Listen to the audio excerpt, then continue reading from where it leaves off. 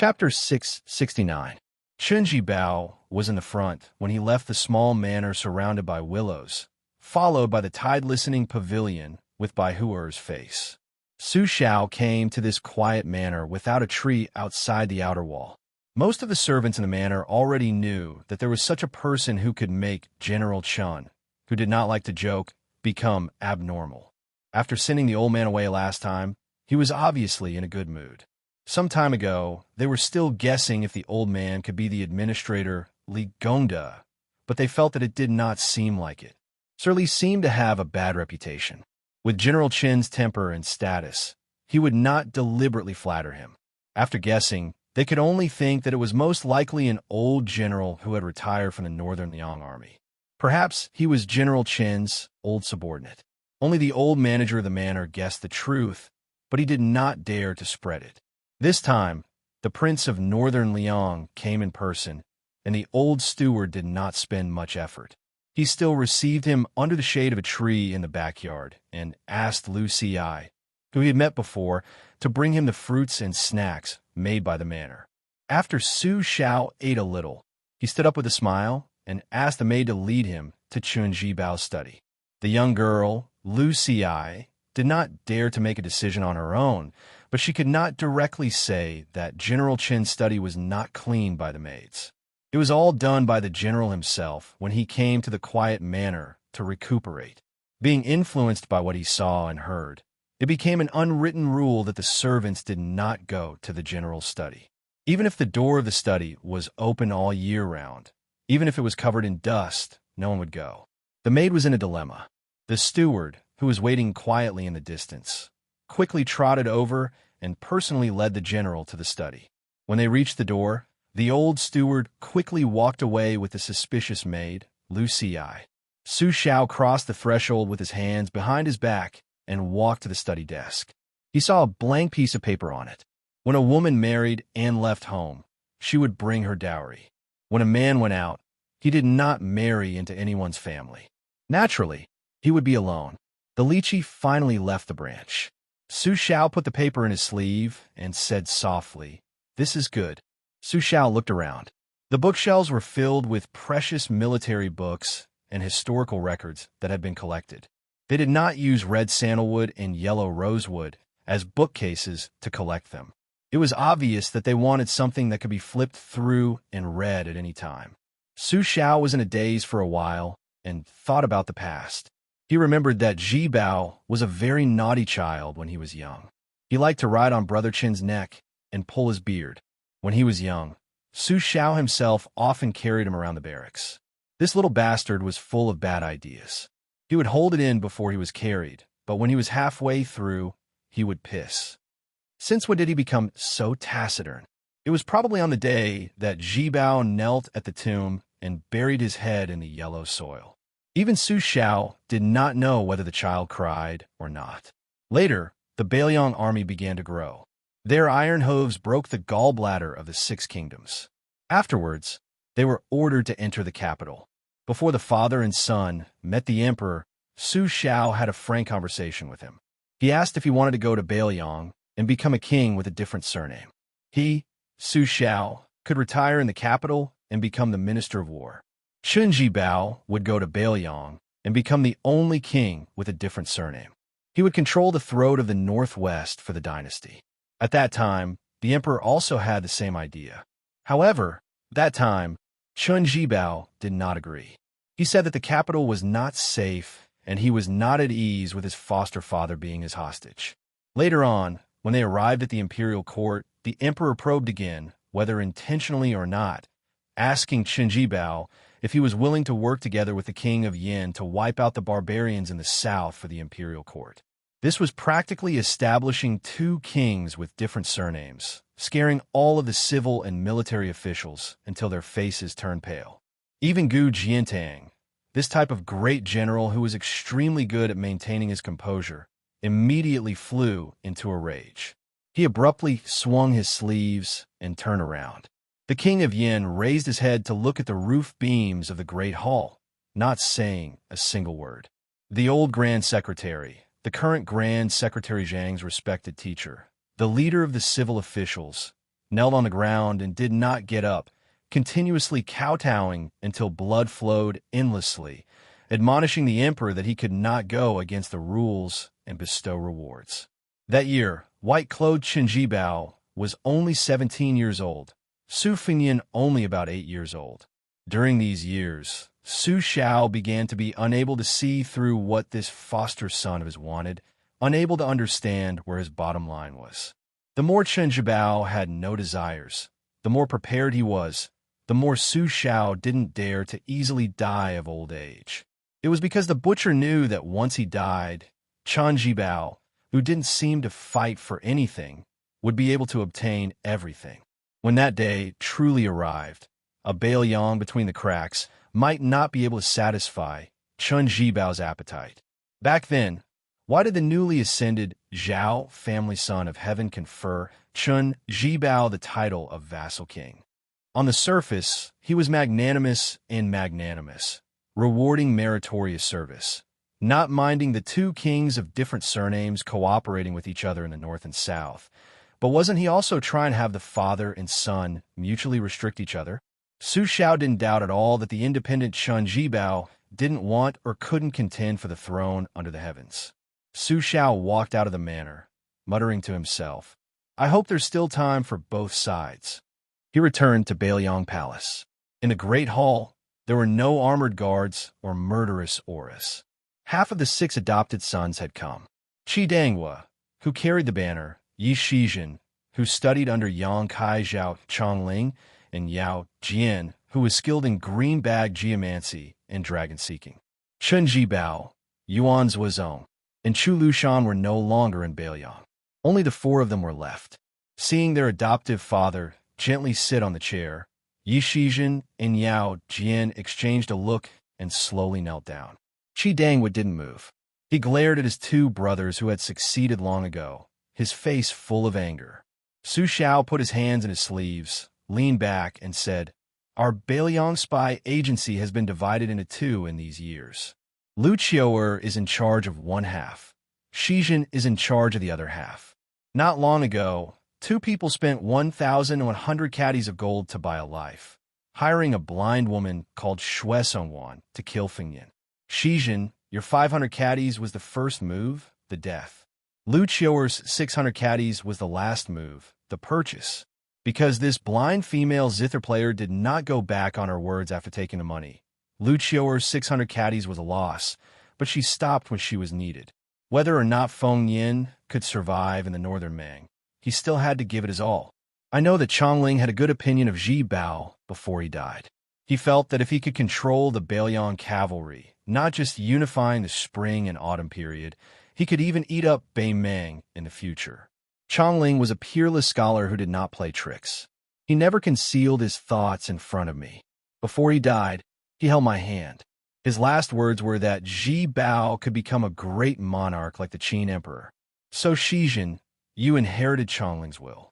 In these years, I could not find out who did not do it personally, and I did not want Lu Qiu'er to find out. But I know who was adding fuel to the fire. Also, this was Yishan's original intention for me to hide. I do not blame you for this. Shizhen, you just wanted to fight for your master, prove that Li Yishan was wrong, and prove that Li Yishan was not as good as Zhao Chongling.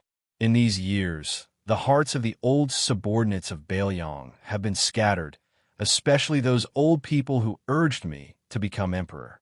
They still have resentment that has not dissipated. As to you, Yao Jian, you always believed in Huang Longshi's words about the white-robed man slaying the boa dragon. You were stubborn from a young age and wanted to become a state teacher like Beimeng's Qilin spiritual master. You also had the great ambition of continuing the orthodoxy of the world. If I had advised you openly, the relationship between father and son would have been long gone. You would not have been able to run all over Baoyang with Feng Yin in those years, so I endured and did not say anything. Su Xiao was really old. He put his hands on the back of the chair and slowly stood up from the chair. The young general who was not afraid of fatigue and death every time he took the lead was actually so difficult. In the end, he said, "Now it's hard for me to say that I'm definitely right and you guys are wrong." Su Xiao walked out of the hall. Qi Danghua was guarding the door with his back to Yao Jian and Yi Shizhen. Yi Shizhen was the first to stand and stumbled over to pick up the jug of wine his foster father had left behind. He held 2 wine cups in one hand and raised the jug to his nose with the other to sniff. The tearful scholar smiled and said softly, "See, I told you it was green ants, but you had to bet with me that it was yellow wine. Yellow wine needs to be warmed. You do not find it troublesome, but I do." Yao Jian did not stand up and just sat cross-legged. Yi Shizhen sat in front of him and poured 2 cups of wine. Yi Shizhen raised a cup of green ants and used his sleeve to wipe his tears. He said with a smile, "What, old Yao? You are not willing to part with your rooms of books." The expressionless Yao Jian gripped the wine cup and shook his head. What is there to be unwilling about? It is good to leave them for Fengyan. In the past, he liked to steal books when he was young. This time, he does not have to worry about being scolded by me. Whether I live or die, I am only one person. But you, on the other hand, are you not worried about that family?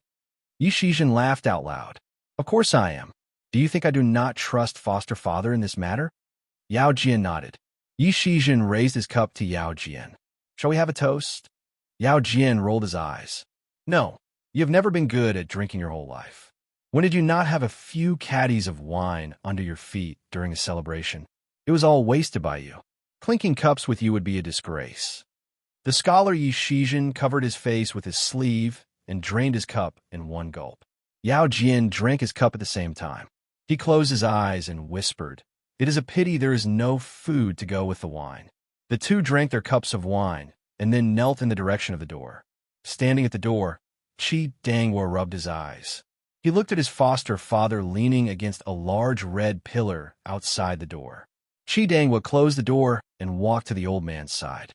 He squatted down and said hoarsely, "I do not understand why they are thinking so much. Is it not good to live well?" Su Xiao seemed to be tired of standing. He sat on the steps and said softly, "Foster father does not know. The people who can tell me the answer, like Chongling and Ishan, have all left." Chapter 670. The Iron Gate Pass between the quicksand of the sword Garrett gathered the best masters in Jianghu in the past 100 years. The number of masters was enough to shake the Jianghu of Liang and Beimeng. Almost all of them had the mentality of fighting to the death. This was very different from when Chao Chongqing and Dong Tai went to the top of the martial emperor's city. At that time, there were many hidden masters, but only 2 people actually fought. They just watched from the sidelines. Compared with the Iron Gate Pass, which was extremely strange to the Jianghu of the Central Plains, it was a far cry. No one could stay away from the Battle of the Iron Gate Pass as long as you appeared in the field of vision. Among the masters who had appeared in person, there were Chun Jibao, who came late with a stick of plum wine, Han Jiaoxi, who was known to be good at killing celestial phenomena with his mysterious finger, Yang Taisui, the sick tiger who once stepped on half of the Dragon Tiger demon-slaying platform, White Bear Yuan Zuozong, the third person in the Liang army, Su Fengyan, who was at the False Realm with his mysterious finger, Su Weisheng, who carried the Red Dragon Sword, Bodhisattva of Tantric Buddhism, Golden Armor Man, who used to be one of the 4 Grandmasters, Su Longxiang, who was born as King Kong, and Blue Bird, who held the instant spear. They were doing the shocking business of plotting and quelling rebellion. The people who were killing each other were the princes who were likely to sit on the dragon throne and the next king of Bailiang. This was a chaotic battle that would soon determine the future of the western region and western Shu in Bailiang. No one dared to say that they would be the last one to laugh and survive until the end. Su Fengyan rode in the front. 12 flying sword with perfect sword embryo formed a thunder pool sword formation that he stole from Dong Tai, the god of peach blossom sword. He crashed into the old monk in black, Yang Taisui, who was the main accomplice of the white cloth case in the capital. Yuan Zuozong urged his horse to follow closely behind to support his royal highness, but the distance between them was 50 paces apart. Along the way, the 2-faced and 4-armed otherworldly item in the red robe finally revealed its ferocious appearance. It bypassed Su Fengyan and the black-clothed monk and dashed straight toward the entrance of the Iron Gate Pass. Its goal was very clear. Whoever was suitable to be used as food, It would absorb their blood, flesh, and chi. The fifth raccoon was a good example.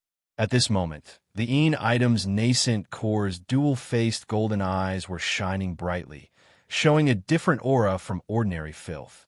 Blue Bird tilted her head for an instant and urged her horse forward. She still did not pay attention to the famous black-clothed imperial tutor. She directly led the 800 white horse righteous entourage to kill the 200 imperial guards. In the Ruran Mountains, before the battle, her young master smiled and said that he would give the fifth raccoon to her. Bluebird did not doubt that her young master could take the fifth raccoon's head.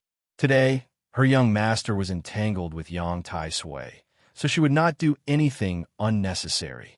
The black-clothed young man had already abandoned his horse and walked on foot, but his body was like rolling thunder on the ground, far surpassing the galloping horse. Once again, he showed what it meant to take the lead in a battle. Wang Chung of the Phoenix Battalion stood side by side with the war horse and His Royal Highness. He subconsciously glanced at them and clenched his spear, whispering, "Lin Hung, watch carefully." This time, His Highness single-handedly took on the bald donkey Yang Tai Sui. He didn't let us down.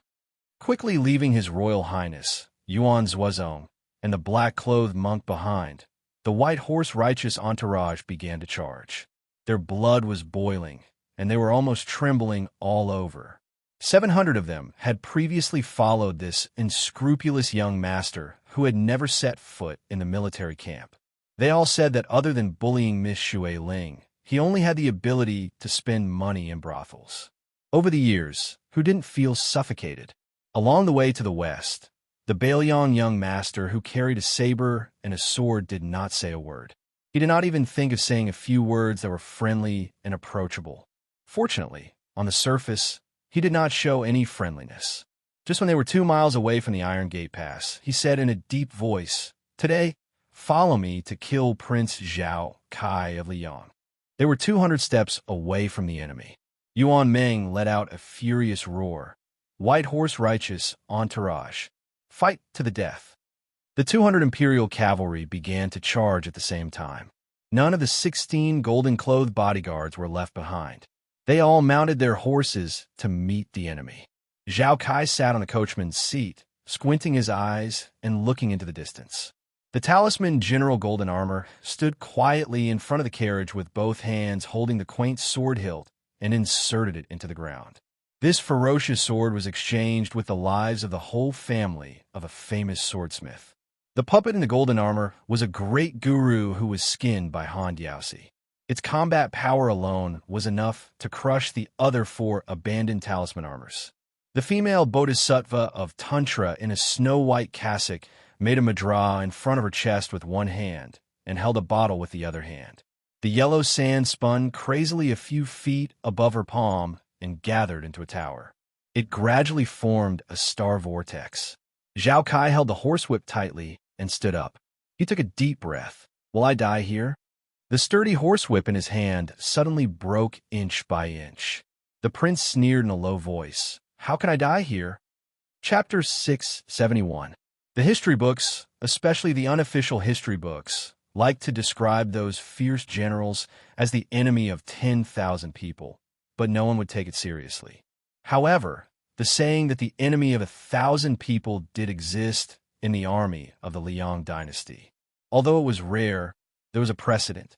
When the Su family wanted to establish Western Shu for the emperor, except for the king of Western Shu and a large number of officials, they swore to defend the country.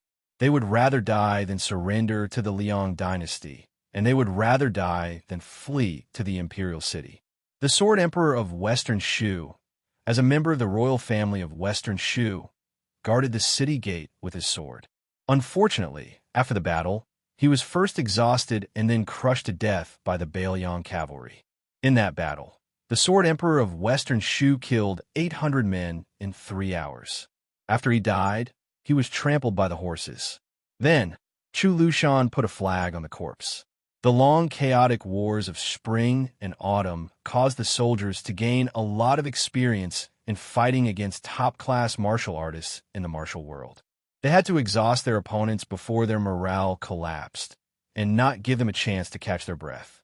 These precious experiences that were gained by piling up corpses and lives were passed down from the old soldiers to the new soldiers, generation after generation. Wang Ji, as a general of the Sword Garret, was in the south of western Shu where the Sword Emperor died.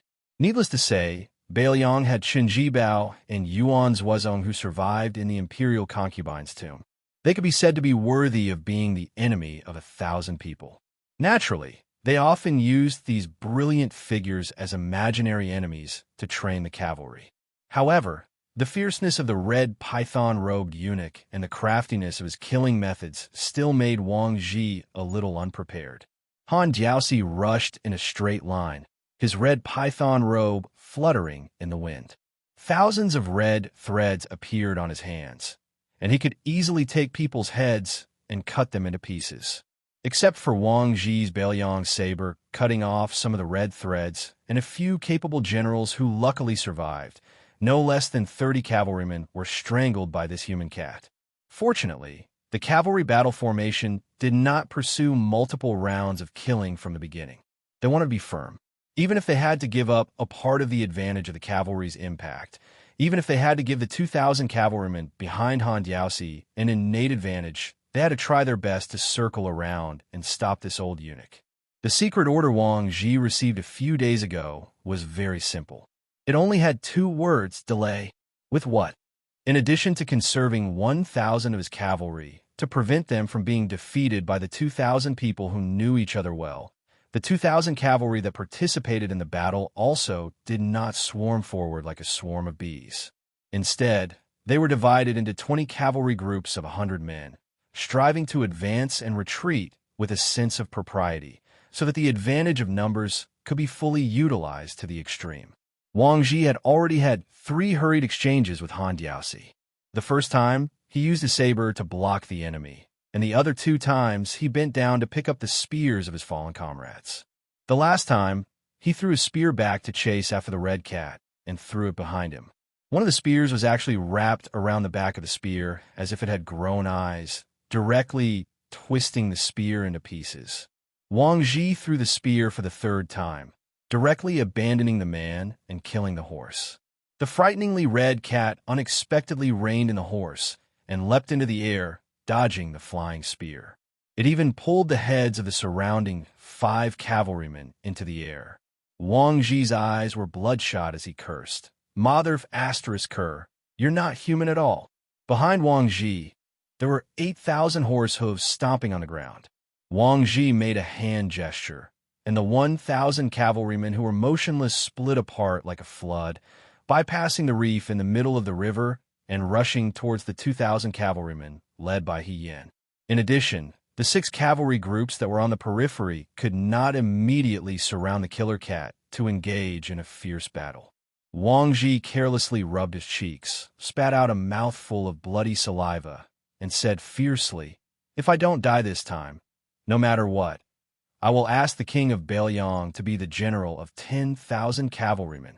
Chen Jibao said that he wanted to kill Su Weisheng and bring her body to western Shu to proclaim himself as the king.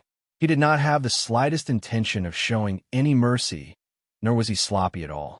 Every time the plum wine came into contact with the ancient crimson feather sword, this famous sword would explode with a series of clear and melodious sounds like the roar of a dragon, trembling and melodious. Every time they collided, Su Weisheng, who was holding the sword in her right hand, would violently shake her right sleeve. The profundity of the plum wine was not limited to this. Every time Chen Jibao struck out with his spear, it seemed gentle, without the slightest bit of anger. But every time he shook his sleeve, the elite cavalrymen of the Great Snow Dragon Cavalry would suddenly die for no reason. Clearly, before they could get within 20 steps of the 2 of them, they died cleanly, as if a spear had pierced through their chests. They did not even have the time to feel the pain before their bodies flew backwards, falling into the yellow sand. Chen Jibao suddenly swung the plum wine, sweeping it out horizontally. The ancient crimson feather sword in Su Weisheng's hand drew a frightening arc that would definitely break an ordinary famous sword. The two cavalrymen behind, Su Weisheng and her horse, were once again mysteriously killed. Before they fell off their horses, their bodies in the air were exactly the same as the ancient crimson feather sword, drawing an arc in the air. Lightly taking back the plum wine, Chunji Bao pointed at the ground, and the tip of the spear spun out a flower. Looking at the woman who was spitting out blood, he lightly smiled. This is the time when the plum is still young. You really don't plan on extending your left hand? The second sword of Taoism, the ancient crimson feather sword, in the end, is still the word order. Su Weisheng did not make sound. Chunji Bao turned his head to look at the Iron Gate Pass. I originally wanted to go there and cut down the python and dragon, and then enter Shu alone. This way, no matter who it is acceptable. The plum wine in his hand gradually turned a deep purple. Su Weisheng threw the ancient crimson feather high into the air. High into the clouds, it attracted the heavenly thunder. Su Weisheng was just about to blurt out the word order. A spear pierced through the abdomen. Chunji Bao pulled out the plum wine, drawing a stream of blood from the woman's body. His face was expressionless. Su Weisheng was still trying his best to say the word order. Then, the white-robed man spun to the end of the spear and knocked him off his horse. It seemed like he was showing mercy, but in fact this plum turning from green to purple was the real killing move. At this moment, a woman was flying south on her sword. Behind the woman was a green-robed Confucian scholar leisurely following. The young woman was extremely beautiful, and the way she rode the sword was like a carefree immortal. She fiercely glared at Su Weisheng, who was her second mortal enemy in her life, and said coldly, "I'm just watching. Don't expect me to make a move." On the other hand, the middle-aged Confucian scholar who had dominated the world chuckled and said, "The plum wine goes best when it's purple." Chao Changqing floated over and supported the woman whose soul was swaying unsteadily. He pressed down on her heart meridian, gently inserted a pill, and gently put her down. Only God knew if she was dead or alive. He was just doing his best.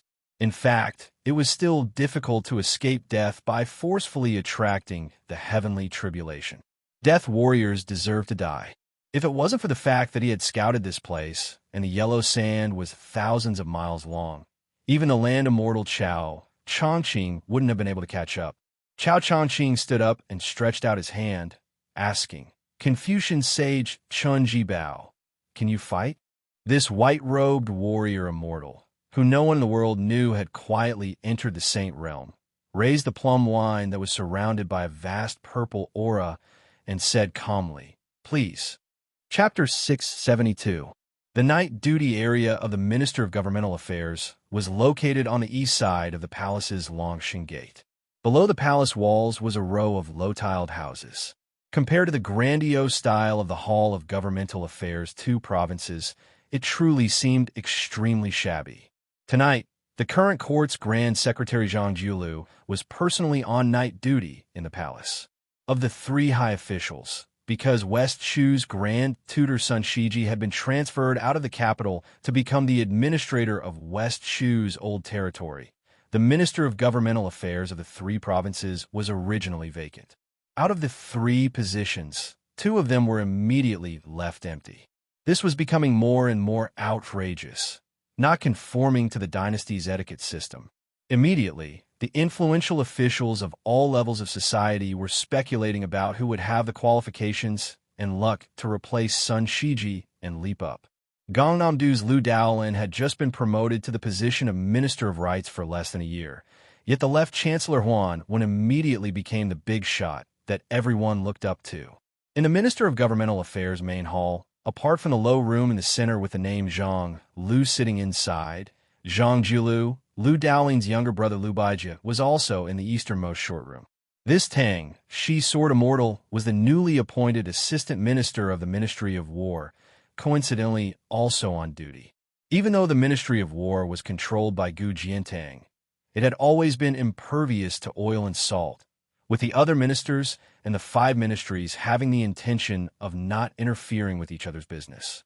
Of the 6 ministries and Yamen seals, only the Ministry of War had its own main hall and side room. Towards this, Zhang Jiulu, who was known for being strict in governance, unexpectedly dealt with it without batting an eyelid.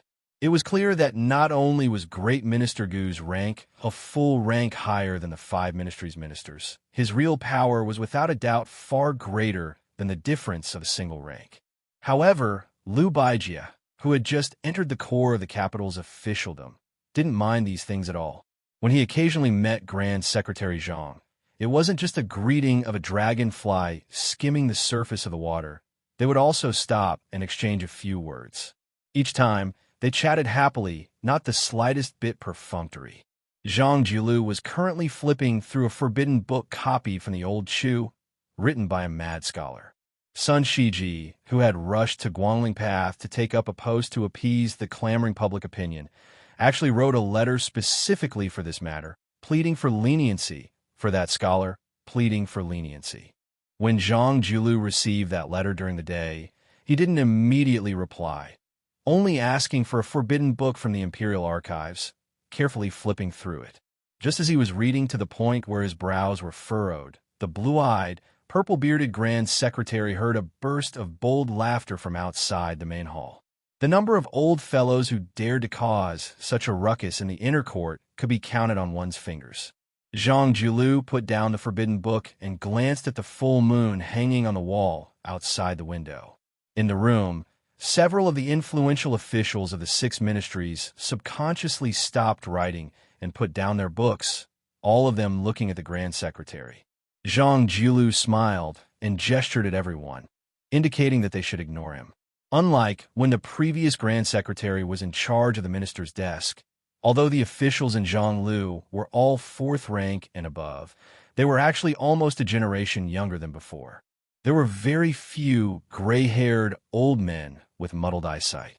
Most of them were around 50 years old, and there was even one in his early 40s who had entered the central government as the assistant minister of the Ministry of Personnel. Zhang Jiulu gently stepped over the 2 thresholds and walked out of the main hall that was privately called Zhonglu by the court. He saw the left Chancellor Huan Wen's old face that couldn't be any more familiar. In addition, there was also the Minister of Rights Liu Daolin, who was originally on duty in front of the Imperial Palace's West Qinshi Palace. When a prince left the capital to be conferred a vassal, it was a major event that would affect the entire situation. The Ministry of Rights of the Imperial Clan Court and the Hall of Governmental Affairs had to put in effort in all aspects. There was not the slightest bit of error. However, between Huan Wen and Liu Daolin, there was another man. The most conspicuous thing about him was the yellow dragon robe he wore. Zhang Jiulu quickly stepped forward and was about to bend down to pay his respects when the emperor gently supported his arm. Zhang Jiulu no longer pretended to be humble. Out of the corner of his eye, he saw a young eunuch. He said he was young, but that was only in comparison to the previous eunuch from the ceremony directorate, Han Shengxian. Originally, it should have been Han Jiaoxi who accompanied the emperor at his side. Zhang Jiulu, who had never interacted with the eunuchs of the internal court, didn't want to delve too deeply into it. It was enough to know what was going on in his heart. Liu Daolin saw that the 3 of them had no intention of immediately entering the room, so he was the first to take his leave and walked into Zhonglu. The emperor waited until the Minister of Rights entered the room before joking in a warm voice, "My 2 beloved ministers, please come with me to the Ministry of War's main hall for a while. I know where the tea is good. It's the authentic spring spirit lake tea before the rain. Zhang Lu's side isn't good. The tea is also sloppy and can't enter one's mouth." Zhang Jiulu, who didn't pay much attention to the rules when interacting with his subjects in private, smiled and said, "Sure, I don't like shamelessly freeloading wine. Things like freeloading tea, there's no harm in doing it a few times while General Gu isn't here. However, I reckon that Chancellor Huan won't be interested." Huan Wen glared at him and said, "Zhang Baiyin, you've only just seen His Majesty and you're already in a hurry to set me up?" Zhang Jiulu glanced unhappily at Huan Wen, who had his hands behind his back. "Such a strong aroma of wine. Do you think I can't smell it? Since His Majesty has rewarded you with good wine, you should obediently shut up and drink your wine later. Don't get drunk and go crazy." Huan Wen, who was exposed by his bad friend, laughed loudly. The emperor of the Zhao family was also in a good mood. He walked with the two pillars of the country to the Ministry of War's East Wing main hall. There was a saying that there was a confrontation with Zhang Lu here. With regards to these harmless disputes, the emperor heard them and dismissed them with a laugh. Even in front of Zhang Julu and Gu Jiantang, he could still casually tease them without any ill feelings. After crossing the threshold, they saw that His Majesty had personally come to the main hall. The officials of the Ministry of War in the outer and inner rooms all rushed out and knelt on the ground. The Assistant Minister of the Ministry of War, Liu Baijie, knelt at the front, and his voice was also the most passionate and mellow. The emperor had everyone rise. He had no intention of lecturing them. He only asked them to return to their desks to deal with military affairs. However, he left Liu Baijie behind. The emperor of the Zhao family thought highly of this person. He had repeatedly ordered him to enter the palace to discuss military affairs. He had even asked Sword Fairy Tang she to teach swordsmanship to a few of the imperial grandsons. It could be said that the emperor's kindness was vast and mighty. This allowed Liu Baijie to quickly establish himself in the imperial court in the capital. No one dared to slight him. There was a huge painting of mountains and rivers hanging on the wall of the outer room. The emperor had the three dignitaries sit down and drink tea.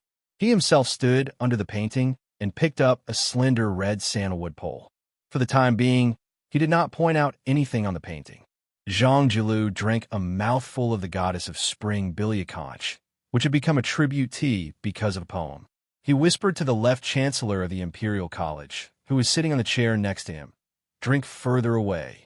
The aroma of the tea is all washed away." Huanwen retorted, "The room is only so big and the wine is so fragrant. Where do you want me to go?" After he finished speaking, he asked the attendant in the main hall to ask for an extra cup from the spring kiln. He handed it to the assistant minister of the Ministry of War, Liu Baijie, and said with a smile, "Sword Fairy Tang Shi, let's drink to our heart's content. It's 2 against 1. If someone has to scram, it should be that blue-eyed guy. Isn't that right?" Liu Baijie, who had the bearing of a scholarly general, took the cup with a smile and said softly, "I'll drink the wine. But if it's not right, Left Chancellor, I really don't dare to say." Zhang Julu laughed angrily. "Each one is more slippery than the other. The Left Chancellor, who carries the wind and moon on his shoulders? The Sword Fairy Tang, she who is generous and unsophisticated? Why does it change when it comes to me?" Chapter 673. The emperor, who had left his servants and eunuchs outside in the middle of the night, turned around with a smile and asked, "Julu, tell me more about the imperial examinations north and south rankings and the selection of soldiers. I have read the memorial. Although I can recognize all 60,000 words, there are still many parts one don't understand, especially the part where the strong medicine will cure the illness. But after 100 years, we will see the shortcomings of the party. That memorial started strong, but ended weak. It was not detailed enough, so I want to talk more about it tonight. Chancellor Huan and Assistant Minister Liu, don't be idle. If you have any ideas, speak. Whether it's tea or wine, I'll give you all plenty. If you don't give me an explanation before dawn, don't blame me for being stingy. How much tea and wine did you drink? I will charge you according to the market price. Don't think about paying less." Zhang Julu faced Huan and Liu Baijie and smiled. "How is it? Am I being unreasonable, or is your majesty being unreasonable?" The two nodded and smiled. "Your majesty is even more unreasonable." The emperor laughed heartily. "If it were anyone else, they would be praising me for being thrifty and diligent in governing the country." The emperor of Zhao waved his hand to signal for the servants to retreat into the room and close the door. He picked an expensive chair with exquisite workmanship and sat down. However, he still held the sandalwood pole in his hand and placed it on his knees.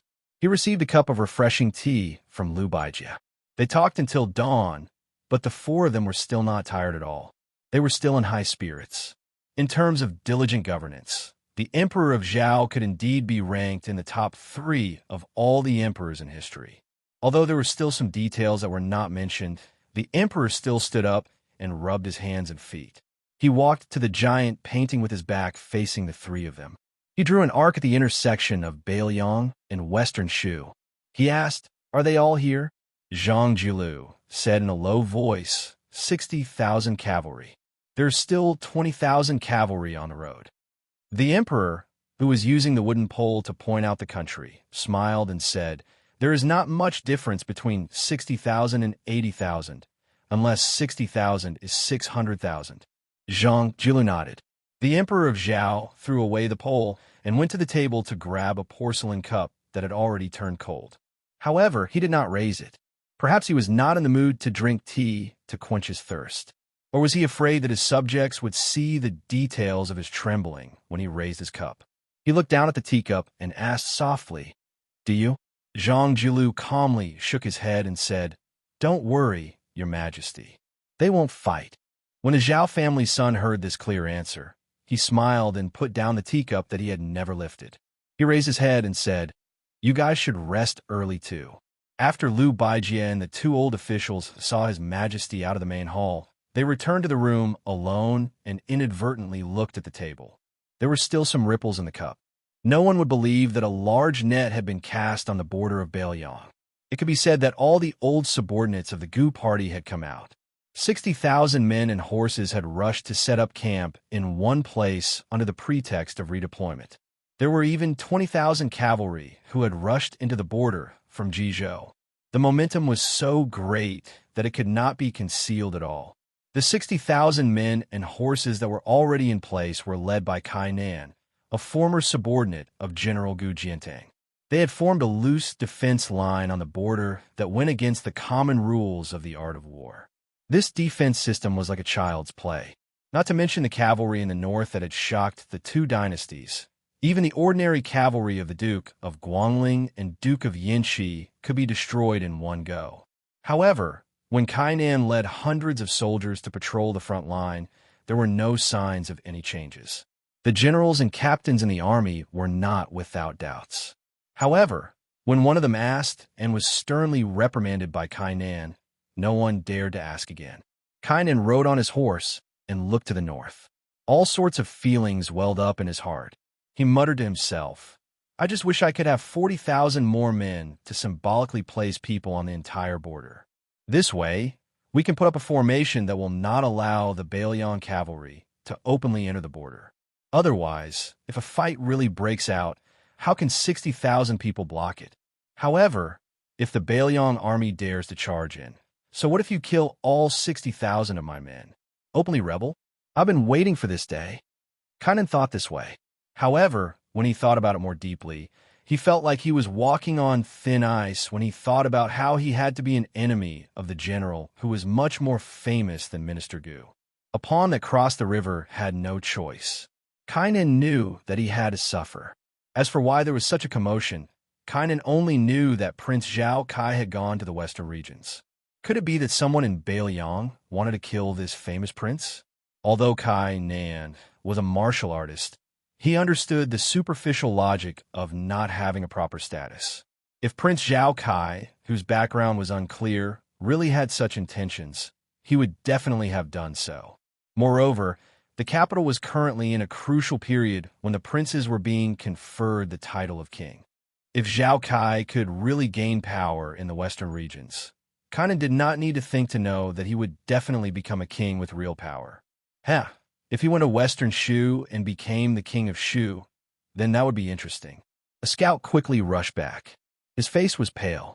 After dismounting, he knelt on the ground and said in a trembling voice, "The Bailiang cavalry has arrived. I don't know the exact number, but there are at least 10,000 of them. However, these 10,000 cavalry are the Great Snow Dragon Cavalry." Kainan's expression was normal. However, the joints of his fingers holding the sword were white. Was 10,000 cavalry soldiers of the king of Bailiang a small number? Kainan felt that it was too much. Gritting his teeth, Kainan ordered a trusted general behind him. "Pass down the order. Within 100 miles, gather the troops here." Kainan looked into the distance. Yellow sand rolled in his field of vision. Kainan's mouth was bitter. He took a deep breath. Which adopted son will be leading the troops? He did not care about being stopped. He insisted on leaving the soldiers behind and charged forward alone. When Kainan was half a mile away, he did not dare to take half a step forward. The endless horsemen stopped their horses solemnly on the vast plain. Kainan could see a royal flag with the word Sioux flapping in the wind. A rider stepped out of the formation and slowly advanced.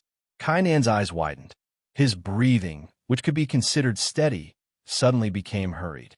The old man was wearing armor and holding a spear. Kainan's mind was blank. He did not know why, but his hands and feet could not help but dismount. He knelt on the ground and shouted respectfully, "This General Kainan pays his respects to the king of Baelyong." The man, horse, and spear approached Kainan. The general gave a light sound of acknowledgement. The war horse continued to slowly move forward.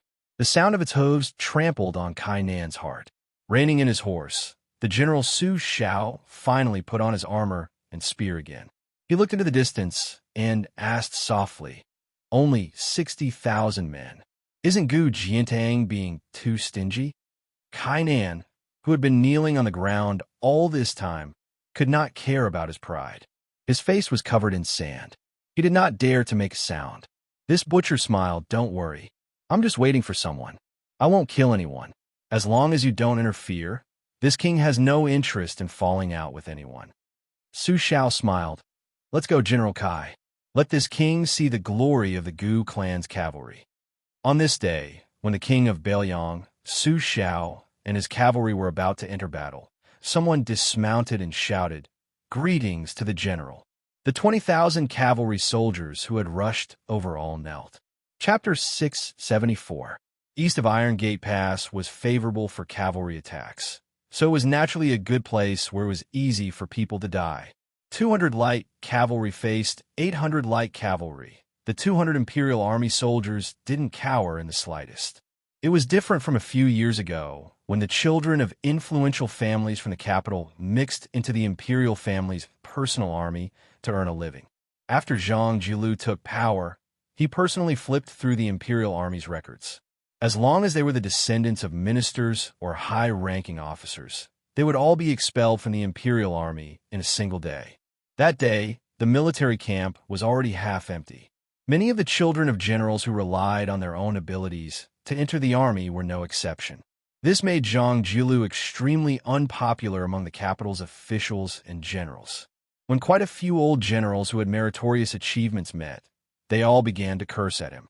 One of the old generals who lived on the same street directly blocked the door, questioning that purple-bearded and blue-eyed man, questioning why, with his grandson's strength, he couldn't be an ordinary soldier of the Imperial Army. Grand Secretary Zhang walked out the door, calmly saying, "Your grandson indeed has the ability, but your great-grandson definitely won't have this ability in the future. This official is only closing this door 20 years in advance." Back then, the old general who still held an important position didn't understand that scholarly and twisted reasoning. Fortunately, he didn't dare roll up his sleeves and use force against the current Grand Secretary, only deciding to never interact with him again. The two families who originally had a harmonious relationship even had a joyous marriage delayed. Only many years later did the old general retire from the Ministry of War's second highest position, and only then did he take the initiative to apologize. The black-clothed youth passed by Foam Battalion's officer Yuan Meng and Bluebird, facing a middle-aged martial artist who rushed out of the cavalry formation. This imperial bodyguard didn't use a blade. After his arms were grabbed by Su Longxiang's hands, the flesh on his originally thick and solid arms immediately dried up, becoming a ghastly bag of bones. After breaking free from his shackles, he seized the initiative with a flip of his hand, wishing to tear apart the hands of the sallow and skinny youth in front of him. Su Longxiang still allowed him to exert his strength quickly, only kicking out. The middle-aged imperial bodyguard, who had been protecting the imperial prince Zhao Kai all this time, had originally intended to trade a life for a life by tearing off Su Longxiang's arms and forcefully blocking the kick through his chest. However, when his arms suddenly expanded to the size of large bowls, the youth still didn't move an inch. The imperial bodyguard immediately let go, both hands pressing down on the youth's toes, his entire body borrowing the force to soar into the air, avoiding a fatal blow. The man from Jianghu's hidden sects crossed his legs, as if he was climbing a ladder. He was fast, but Su Longxiang's hand was even faster.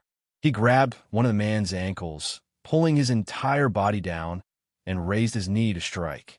The man, who had immersed himself in secret manuals after entering the palace, used all his strength to elbow him, but he was still hit in the stomach by the youth's knee. His well-built body floated backwards. Fortunately, the cavalry behind him were skilled in horsemanship and were able to quickly circle around him. The man's 5 fingers were like hooks grabbing the ground, carving out a gully several zhang long on the ground.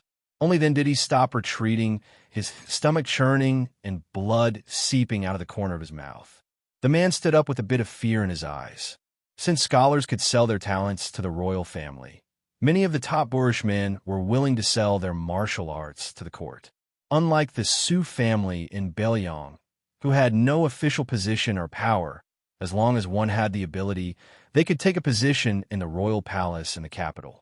Because of his outstanding martial arts, this golden saber imperial bodyguard, who had been bestowed with a yellow saber by the emperor, was a well-known figure.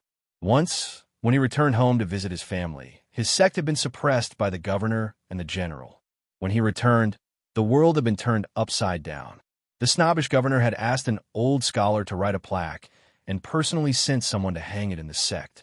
Originally, he had been restricted by the rules of the palace and had not planned on arguing with the governor. After that, he brought a disciple of his sect's martial uncle to the capital and luckily became the second Golden Saber Imperial Bodyguard. The middle-aged Golden Saber Imperial Bodyguard slowly exhaled and surrounded the black-clothed youth with many of his colleagues. The man thought to himself that even if he died here today, he would not let down the sect. Su Longxiang strode forward in a straight line, his eyes fixed on the woman in the white cassock. Bluebird was the first to break the formation. The spear in her hand deflected a spear from the enemy's face.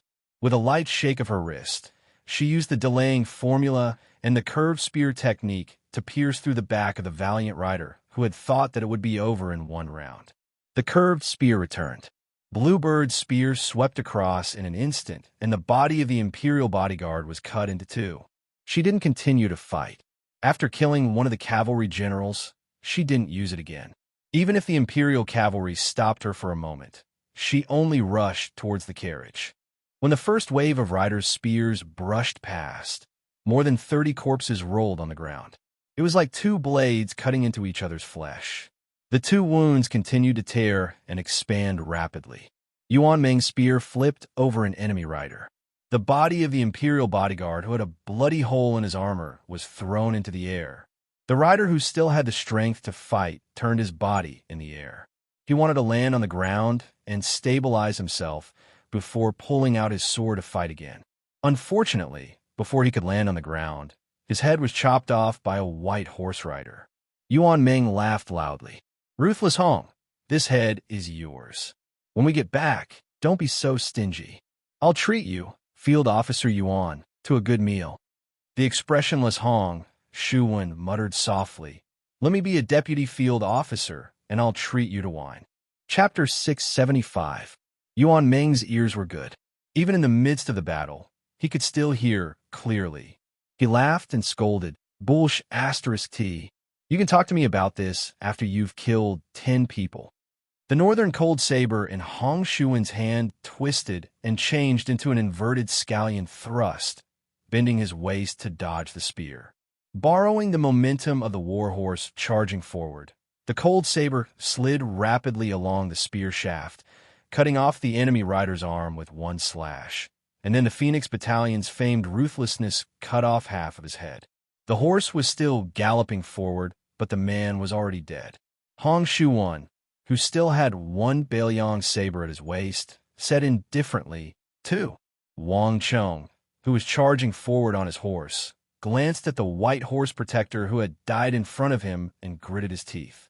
Suddenly, a red cloud floated over their heads and fell outside the iron gate. Before one of the royal guards fell to the ground and died, He could vaguely see the Warring States master riding his flying sword in the distance. He cursed weakly as he closed his eyes. F***CK, you're 18 generations of scholars in the capital. Didn't you all say that the crown prince of Baelyong only knew how to bully women? Su Fengyin had seen the Thunder Pool twice. Outside, the martial emperor's city, Dong Tai's Thunder Pool sword formation killed the celestial being Zhao Xuansu. The Thunder Pool in the mausoleum of the Yellow Emperor was destroyed by the demon Luo Yang with a flick of her sword. Every success and every defeat. Su Fengyin had his own Thunder Pool with flying swords.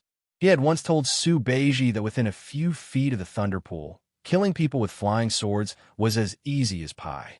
At first, the sickly old monk in black did not pay much attention to the young heir of Baelyong's talk of revenge.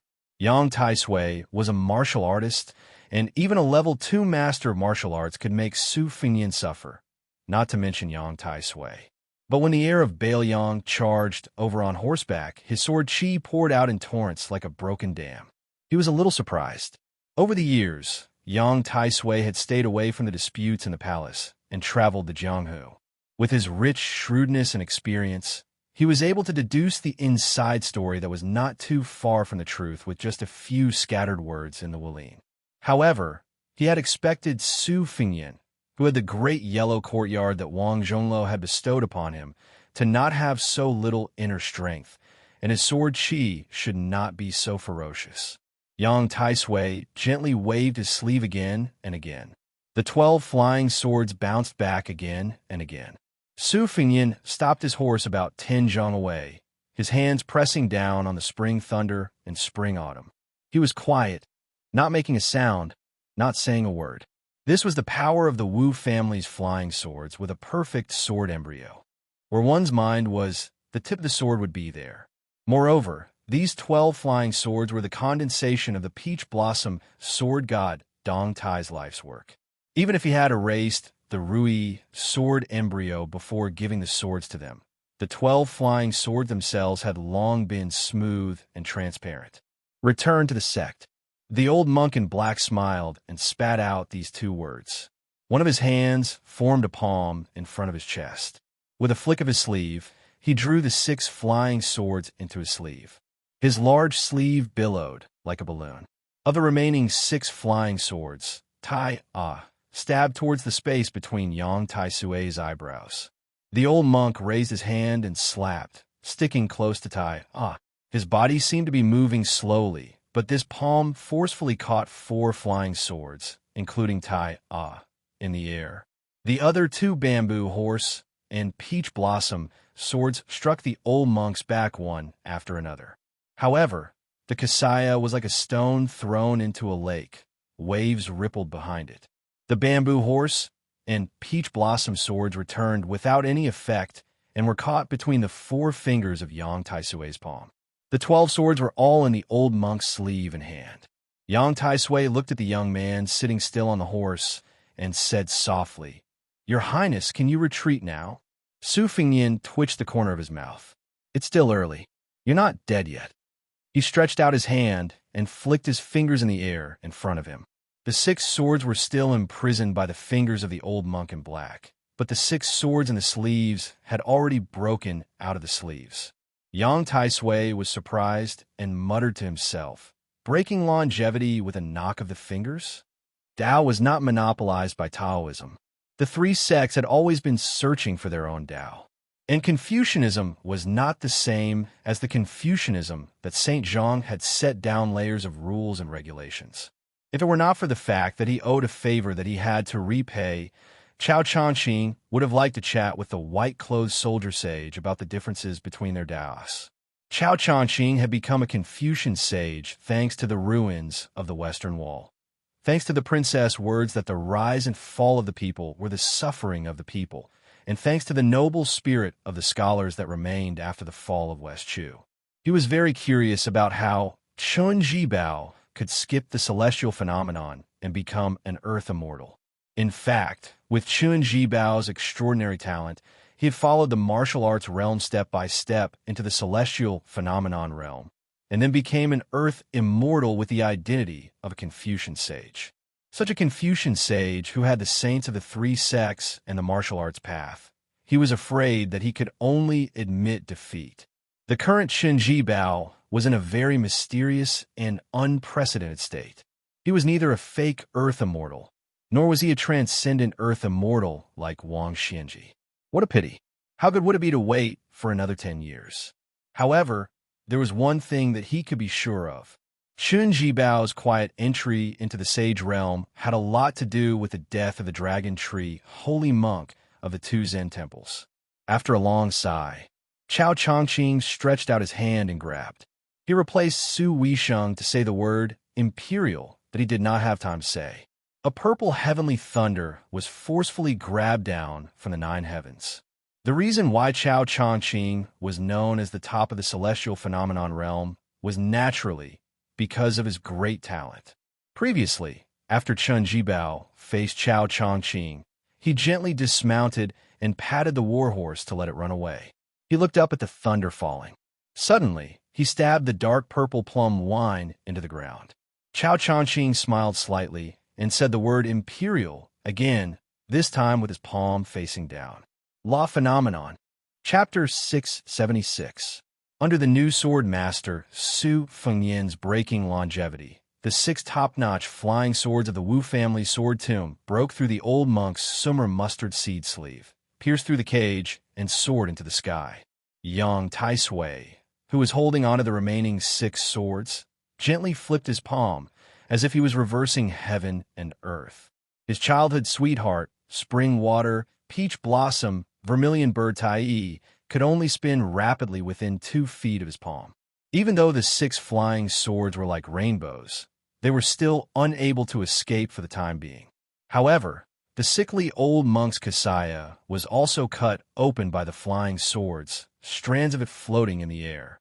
Yang Taisui flipped his palm again, reducing the distance the flying swords wreaked havoc from 2 feet to 1.5 feet. After a few flips, the six flying swords were tightly bound and almost immobile. The old monk in black said indifferently, "His Royal Highness originally had the Buddha's embryo Taoist root, a rare talent that is very different from the ordinary outstanding martial artists. Why is he not willing to progress step by step to prove the great way, taking the unconventional path time and time again? In this way, how many times can he withstand squandering?" Wudong's old supreme leader Wang Zhonglo painstakingly created the big yellow pond. As long as he carefully watered and widened it, then a small pond would become a vast lake. At that time, the 108 golden lotuses would circulate endlessly, and one Chi ocean would sway with 180 golden lotuses. What kind of celestial phenomenon would that be? It is precisely because His Highness did not cherish it and went against heaven's will that the pond has dried up and the golden lotuses have withered, leaving only a single by standing alone. His Highness still does not repent and is not willing to turn back. Yang Taisui used the lion's roar and shouted the last 2 words, "Turn around." Su Fengyan's warhorse was pushed back as if it was hit by a hurricane. In the end, it bent its knees and touched the ground. Su Fengyan floated down from his warhorse and slapped the scabbard of the spring and autumn sword. The scabbard swung in an arc, and the spring and autumn sword left its scabbard. After drawing a large circle in the air, the sword hovered in front of Su Fengyan. Su Fengyan walked in front of the warhorse, and with such a shield, the warhorse quickly raised its knees and steadied itself.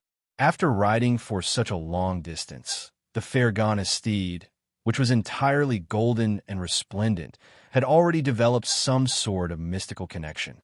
Lightly tapping its hooves, it reluctantly turned around and trotted away, turning its head back 3 times with every step. In the distance, Yuan Zuozong, who was riding his horse slowly outside the great circle, put his Bailiang saber back into its sheath. Su Fengyan said coldly, "The first 2 sword deities, Li Chungang and Dong Tai, did things like opening mountains. However, the saints of the 3 sects closed their doors and sealed their mountains, fearing karma and karma. Once tainted, it would be like a seed thrown into a stone wall. Sooner or later, it would burst the cliff. The dragon tree monk did not become Buddha because he was unwilling. The abbot of the two Zen temples had already achieved perfection, but he cared more about spreading Buddha land and spreading mercy everywhere. Although you, Yang Tai Sui, have shaved your head and put on a kasaya, you are still a legalist in your bones. What you practice is the art of maneuvering. If you become a Buddha's head, that would be the biggest joke. Yang Tai Sui smiled and said, "It's true that I can't become a Buddha's head and attain the bodhisattva fruit. However, it's not difficult to stop you. By the time Han Shengxian arrived at the Iron Gate Pass, he would be like the mantis stalking the cicada, unaware of the oriole behind. If he persisted in going about things the wrong way, disregarding his cultivation base in life, then Northern Liang's Qinzhibao, who had quietly entered the Saint Realm, would arrive, and he would become a slingshot. At that time, it would really be like Huang Longshu's prophecy, working hard for others. Working hard for whom? Your Highness is a rare intelligent person. You should know that it's better for Prince Zhao Kai to be the king of Shu than for Chen Jibao to be the second king with a different surname. The reason why Beiliang and Beimeng can be a tripartite balance of forces is that there is less internal friction. Once they are separated, it's hard to say. In my eyes, Beiliang's real enemy is Zhao Kai, who will be the king of Shu 10 years later, and Chen Jibao now. Your Highness should know how to choose between the two after weighing the pros and cons." Su Fengyin shook his head and said, "That's not how the abacus works." The old monk in black used Buddhism's great direct knowledge to imprison the bamboo horse, vermilion bird, and the other 5 flying swords. It seemed to be an understatement, but it was definitely not as leisurely as it seemed. The flying swords were buzzing like thunder and lightning in the sky. At this moment, every inch of his palm was filled with killing intent. Yang Tai Sui was about to speak when Su Fengyin waved his hand and said, "You Buddhists believe in following fate. Although you're my senior, your fate has already been used up in that drinking session. Since that's the case, let's not play around here. Today we have to end it cleanly." Yang Tai Sui, whose skinny body could not support the black cassock, said sternly, "Su Fengyin, do you really think I can't kill the evil demon?" Su Fengyin laughed and said, "Back then, didn't the imperial astronomer also use the words evil demon to describe me before I was born?" After saying that, Su Fengyin took 2 steps forward and used the spring and autumn sword as the core of the Thunderpool sword formation. He put 2 fingers together and wiped the blade of the sword. The spring and autumn sword penetrated the yellow sand on the ground. Su Fengyin recited silently, "I used the spring and autumn sword to break the spring and autumn sword." Yang Tai Sui said angrily, "How dare you?" This lad was so preposterous that he wanted to use his own fate to steal the secrets of heaven through this famous sword. This was where the real interception came from. Su Fengyin's body, which only people like Tao Manwu who had exceptional insight could see the purplish-gold aura in the yellow, suddenly rose up and floated in the 9 heavens. The old monk in black flipped his palm, but he still could not control the 6 flying swords of the bamboo horse. The latter all left his hands and skimmed along the ground before stopping 10 feet above the yellow sand. The 6 flying swords, which had long been eager to take action in the sky, revealed themselves and formed a Big Dipper sword formation with the spring and autumn sword on the ground. Chapter 677. The 12 flying swords and the spring and autumn sword formed Yin Yang 2 form sword formation. The 12 swords formed a Thunder Pool sword formation. With the mysterious knowledge taught by Hong Shixiang, the young Wudong martial uncle, the swords formed a perfect circle. Yuan Zuozong patted his horse and retreated. This battle had nothing to do with him. After hesitating for a moment, Yuan Zuozong was stunned. He glanced at Su Fengyin and then began to gallop.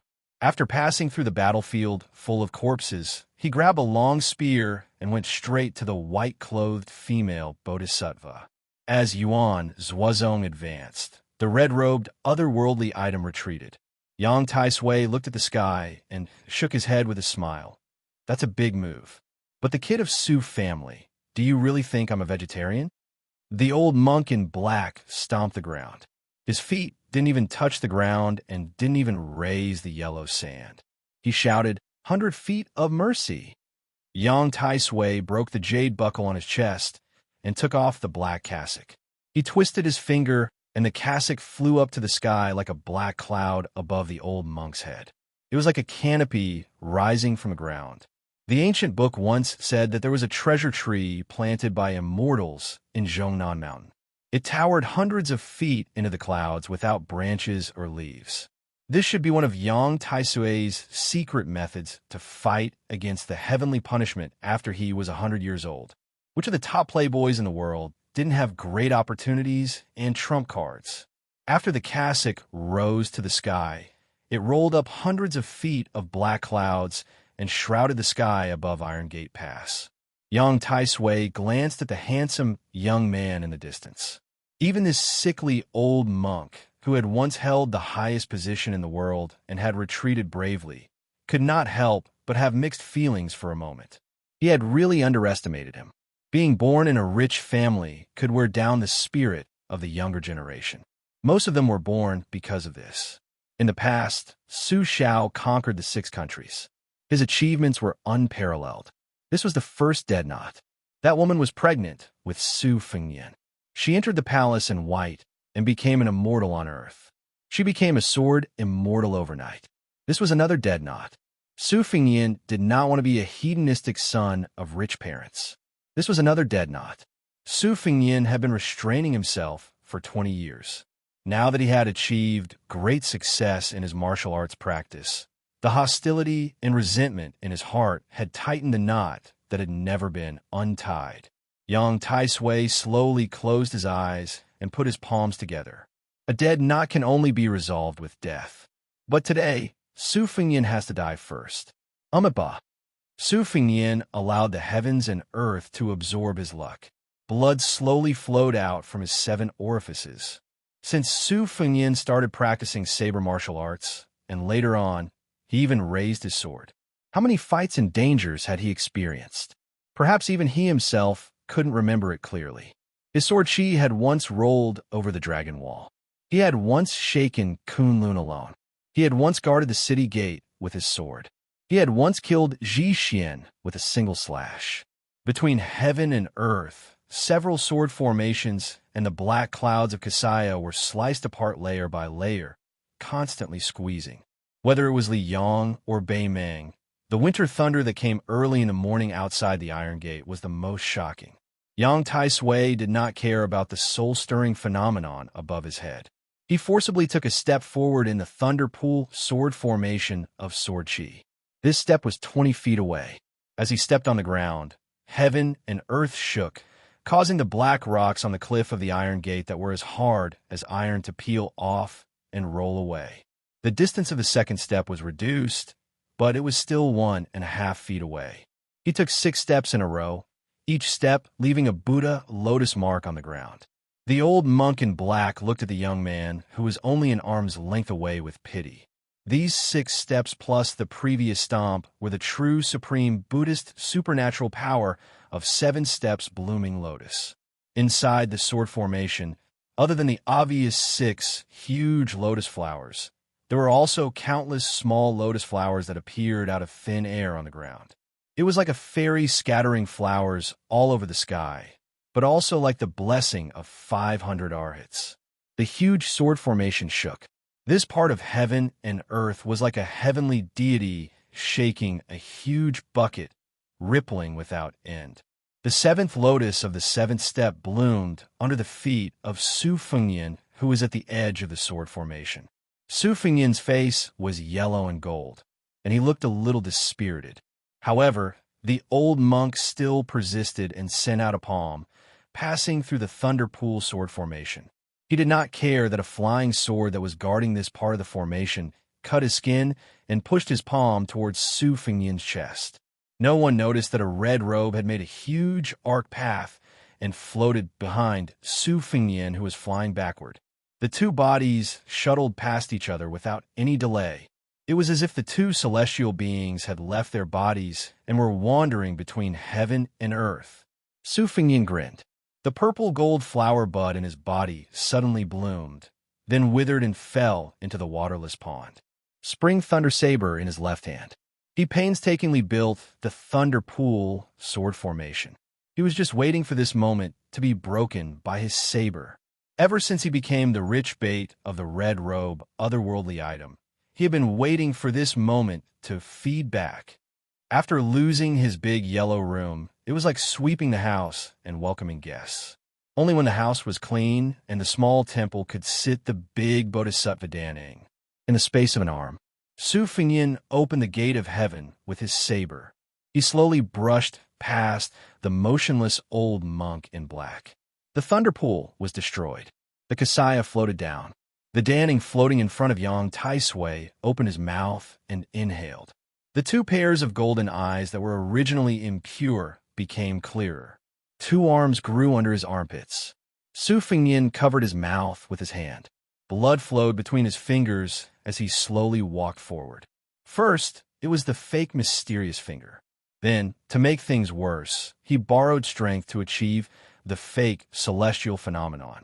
In this life, unless he stepped on dog shit and directly became an earth immortal, he could forget about becoming a peak master.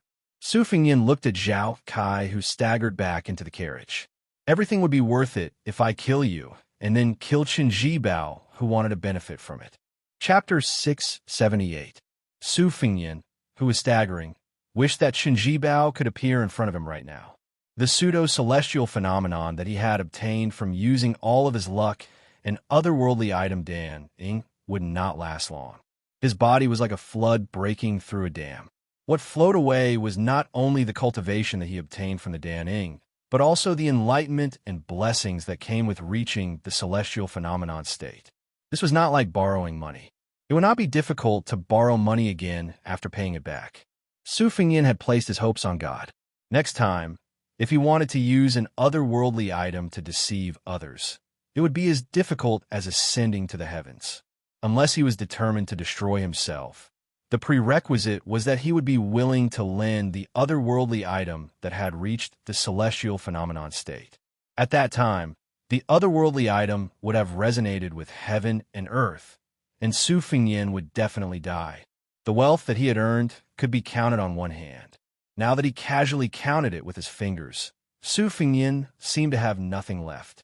He went to Beimeng and buried two heads. One was buried by the Ruoshui River, and the other was given to his second sister, Su Weisheng. All his efforts were for naught. Even if he could leave Iron Gate Pass alive, his dream of becoming a hero since he was young would become a fool's ravings.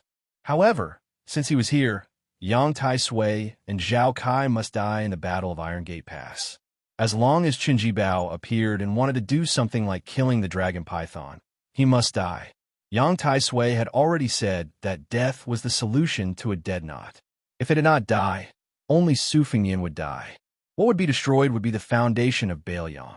Any hesitation or compassion was tantamount to stabbing oneself in the heart. The identity of the heir of Baoyang was predestined. Su Fengyin could not escape even if he wanted to. However, the king of Baoyang was not something that Su Fengyin could easily obtain. This seemingly unreasonable logic, Su Fengyin and Su Shao, this pair of father and son, understood in their hearts. Every family had its own difficulties. Moreover, there were many people who kept adding fuel to the fire, making this even more difficult to learn. Su Fengyin did not walk fast. He seized the time to grasp the knowledge and experience. When he arrived at the battlefield between the White Horse Army and the Imperial Cavalry, there was a light cavalryman of the Phoenix Battalion who died in battle. He died with his eyes open. Obviously, he had dismounted and fought the enemy's cavalry. His arm holding the Baoyang saber was trampled on his chest. Su Fengyin squatted down and stroked his eyelids. He looked up and saw that not many of the 200 Imperial Guards were left. On the battlefield, the more powerful the general was, the faster he would die once he fell into a quagmire. The Golden Saber Guards were all dead. Not a single one was left. Half of the White Horse Army were still fighting on horseback. The other half had been fighting on foot for a long time. The six-jewel Bodhisattva was entangled by Huang Manor and Bluebird. The Talisman General was held back by Yuan Zuozong with a long spear. Prince Zhao Kai, who was sitting on the coachman's seat, dejectedly was not sure if he was waiting for Han Diaosi to come and save the situation or if he was waiting for death. More than 10 heavily injured imperial guards swore to protect the front of the carriage. Previously, the rolling black clouds could not cover the thunderpool sword formation. Many people saw with their own eyes the scene of the old monk in black, Yang Taisui, being killed. Since ancient times, heroes were judged by their success or failure. Without his cassock, the state preceptor became a piece of dead wood, while Su Fengnian came out alive. It was obvious what would happen to Prince Zhao Kai this time when he went to the western regions with a bottle. Su Fengnian did not lower his guard. The sword garret was moving. Wang Ji's 3,000 cavalry was against Han Diaosi, who was supported by Hian's 2,000 cavalry. They might not be able to stop Han Shengxian, who had bet all on Zhao Kai. Logically speaking, it was time for him to show up. However, Su Fengnian, who had the spring thunder saber at his waist, looked at the endless yellow sand in the north. Was Chun Jibao waiting for the next fight between the snipe and the clam? That was right. His patience had always been so good that it made people's hair stand on end. Zhao Kai stood up and looked at the approaching Prince of Bailiang. He asked calmly, Su Fengnian, do you really dare to kill me? Does Bailiang really want to rebel? Su Fengnian did not pay attention to this prince who had participated in the assassination at the Reed Marsh in Xiangfan City. He just looked at the female bodhisattva who was fighting Huang Man at the entrance of the valley. Zhao Kai can give you a silver bottle that symbolizes the Liang dynasty. I'm not the son of the Zhao family, so I can't do it. But I can lend you 100,000 cavalrymen of Bailiang. You help me pacify the western regions, and I can leave 20,000 soldiers and horses to guard the north and south of Tian Shan. Do you want to do this deal? Of course, you have to pay me a deposit to kill Zhao Kai. I can't bear the label of rebellion. The western regions are in turmoil and chaos, and a large number of wandering monk soldiers have appeared to kill the prince. That's why I have a reason to lend you the soldiers. You want the western regions to be free, so I'll give you this freedom. Zhao Kai's expression was uncertain. Yuan Ming tore off a strip of cloth from his inner robe and wrapped it around the knife wound on his arm. He grinned sinisterly. This was his royal highness, who could make King of Jing and Zhao Hong suffer in silence. The ruthless Hong Shuwan, who was covered in blood, remained on the horse's back. He held 2 Bailiang sabers in his hands and gently patted the horse's belly. The 6-pearl bodhisattva did not bat an eyelid. She sent Huang Man flying again and again. More than half of the Iron Gate Pass had already collapsed. Every time Huang Man retreated, Qing Niao's instant arc spear would follow, not leaving the slightest gap. Chapter 679. Su Fengnian walked towards the entrance of the valley. Behind him, a red cloud floated. He turned around and saw the otherworldly item dragging a small and withered corpse. The otherworldly item landed behind Su Fengnian. It was happy but not happy. It looked even more solemn. Su Fengnian patted its head and pointed at the cliff. The otherworldly item tilted its head and flew towards the cliff of Iron Gate Pass. It stepped on a big hole and placed Yang Taisui's corpse into it. A master of Taoism was buried on a wild cliff. Su Fengnian waved his hand and signaled Huang Manor and Bluebird to stop. The otherworldly item circled around the mountain peak and landed on the narrow road behind the entrance of the valley, blocking the escape route of the Tantric Dharma King. Su Fengnian looked at the Buddhist mirror in the woman's hand. It was like a small world. He smiled and said, I don't know when Qin Jibao will come. Are you waiting for him to? If my crow's beak is right, we don't need to talk nonsense. The bodhisattva frowned her charming eyebrows. They looked at each other, and their eyebrows gradually relaxed. Su Fengnian felt relieved. He said suspiciously, Don't destroy the talisman armor. I have a use for it. Above her palm, the sand gathered to form a star. 9 sandballs had been revolving mysteriously like the stars in the sky. At this moment, the star collapsed, and countless yellow sand drifted away between her fingers. The bodhisattva didn't say a word. She just walked toward Zhao Kai, who was much luckier than Su Fengnian. As she walked, the bodhisattva lowered her eyebrows and pondered. Even with her innate skill in Taoism, she couldn't figure out why Zhao Kai was defeated. In the eyes of the common people, the saying of climbing up the social ladder was a common view of seeking benefits. However, when one reached her level, it was infinitely more magnificent. Just like Hong Xi's sword-cutting fate, even if a normal martial artist had reached the finger Xian state, he would not be able to see any clues. However, the people of the three sects, especially the Qi cultivators who were proficient in Qi observation, could see the pillars of Qi collapsing one by one. Similarly, the people of the three sects attached themselves to the imperial court, and each had their own motives. Take Mount Longhu's great heavenly master, Zhao Danping, for example. She had stayed by the emperor's side all these years and bore the infamy of Prime Minister Qingxi. In fact, she had benefited greatly. Since there were experts in Taoism who could return to simplicity, there was only one of them. There were also people who found loopholes and filled in the gaps, using countless ones to form a square and circle. Even she couldn't explain the mysteries behind this. Since she was able to discuss Buddhism and longevity with the white-robed, monkly Dongxin on the devil-slaying platform of Mount Longhu, she naturally had her own unique views.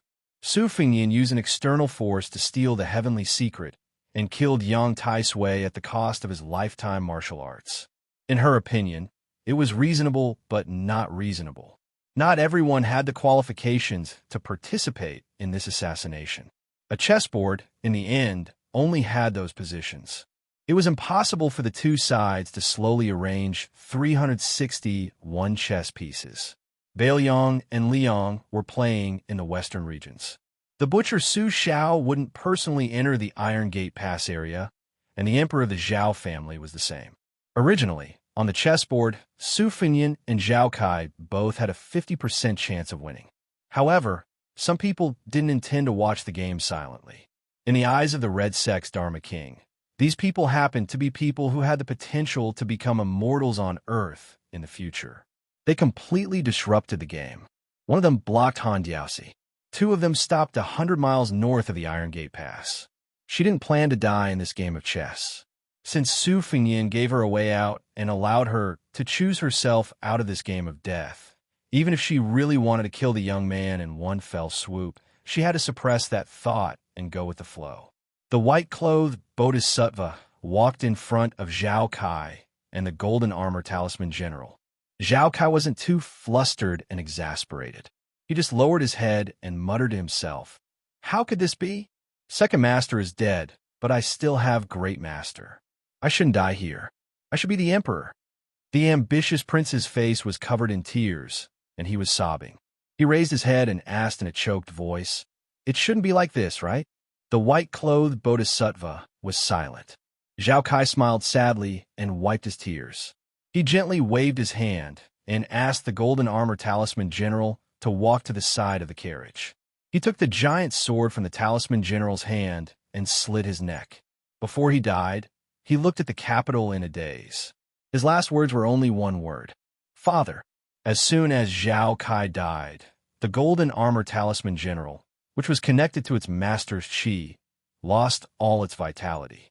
Su Fengyan had the white horse righteous Song take the corpses and weapons of his fallen comrades and leave Iron Gate Pass. The golden armor talisman general was dragged by Huang Manor with one hand. The next step was to head north. Han Diaosi couldn't decide the direction of the situation. Even if he killed his way through the encirclement of Wang Zhi's 3,000 cavalry and arrived in front of Su Fengyan, it would be futile. Just as Su Fengyan had said to the female Bodhisattva, this assassination attempt would be framed on the entrenched power of the western regions. Once the news spread to the capital and the court, no one would believe it except for the common people. But what could he do? Su Fengyan wasn't afraid of the emperor's wrath. What he was afraid of was that this assassination attempt was still within the man's expectations. If Zhao Kai was just a pawn that could be reluctantly abandoned, who would be the enemy that Su Fengyan would have to face? Was it a prince who had been hiding his strength all this while? To the east of Iron Gate Pass, Han Diaosi was running alone in the desert. He was blocked by a white fox wearing an embroidered winter ornament. To the north, The Confucian sage Chao Chongqing and the plum-wined Chun Jibao were still confronting each other. Su Fengyin suddenly looked back at Iron Gate Pass. Near the carriage, the uneasy female bodhisattva had a head full of black hair. Chapter 680. The next chapter starts at 3 o'clock in the morning. Su Beiji had said in the Taming Horse Temple that the layman was afraid of the fruit and the bodhisattva was afraid of the cause. Su Fengyin had also said to Yang Tai Sui that the state of mind had fallen. It was like a grass seed growing in the crack of a mountain. It was like a crack in a round mirror. It would get worse and worse, and it would be very difficult for the mirror to recover. The words of the two Zus had come true in both languages. Su Fengyin withdrew his sight and did not look at the six-jewel master with long black hair. The 800 white horse warriors had been carefully selected. Before the attack, they had removed the Bailiang army's mark. At this time, they did not have to worry about being caught. Even if there was a master following the vine to find the melon, Su Fengyin could be said to be framed by the western region's monk soldiers. The key to deciding the direction of the quarrel was not morality or the truth, but the strength of the soldiers behind the chess players. Su Fengyin took the silver bottle from the brocade box in the carriage from Bluebird's hand and smiled faintly. Yuan Zhuozong held his spear and rode half a horse behind Su Fengyin with a dignified face. According to common sense, His Royal Highness who had killed the old monk Yang Tai Sui alone should be in low spirits. It was expected that he would be in a coma. However, Su Fengyin was riding his horse. He was in high spirits and did not look tired at all. Instead, his aura was at its peak, especially the spring and autumn sword that was forged with the spring and autumn spirit as the Xian embryo. The sword aura was soaring into the sky. Although it was not out of the scabbard, there were still faint dragon roars like 9 evil dragons overturning the sea. Yuan Zhuozong sighed in his heart. It was a tragic victory. Moreover, there were still many undercurrents hidden under the water. Yang Tai Sui had died in the battle, and Prince Zhao Kai had committed suicide. In this way, the relationship between Bailiang and the imperial court had been completely wiped out. Yuan Zhuozong smiled and looked at Su Fengyin's back. Next time, if there was a war, it would be him leading the old Bailiang soldiers to conquer the world. Thousands of miles of yellow sand. After a long time, it was a boring scene. However, in everyone's eyes, it was desolate and shocking. It was truly a scene of heaven and earth. Within a radius of 30 miles, there were countless different-sized gullies. There was no clouds day's time, and the thunders gradually subsiding. Fortunately, His Royal Highness's Thunder Pool Sword formation was used to kill the old monk's attack. So many people was clock, clock, clock, clocks, clock, clock, clock, clock, clock. With the help of Su Fengyin, Yuan Zhuozong, and Su Longxiang, the 6-armed otherworldly item, and the green bird, this cavalry troop that could only be described as invincible finally arrived at the edge of a bottomless, 20-zhang-wide chasm.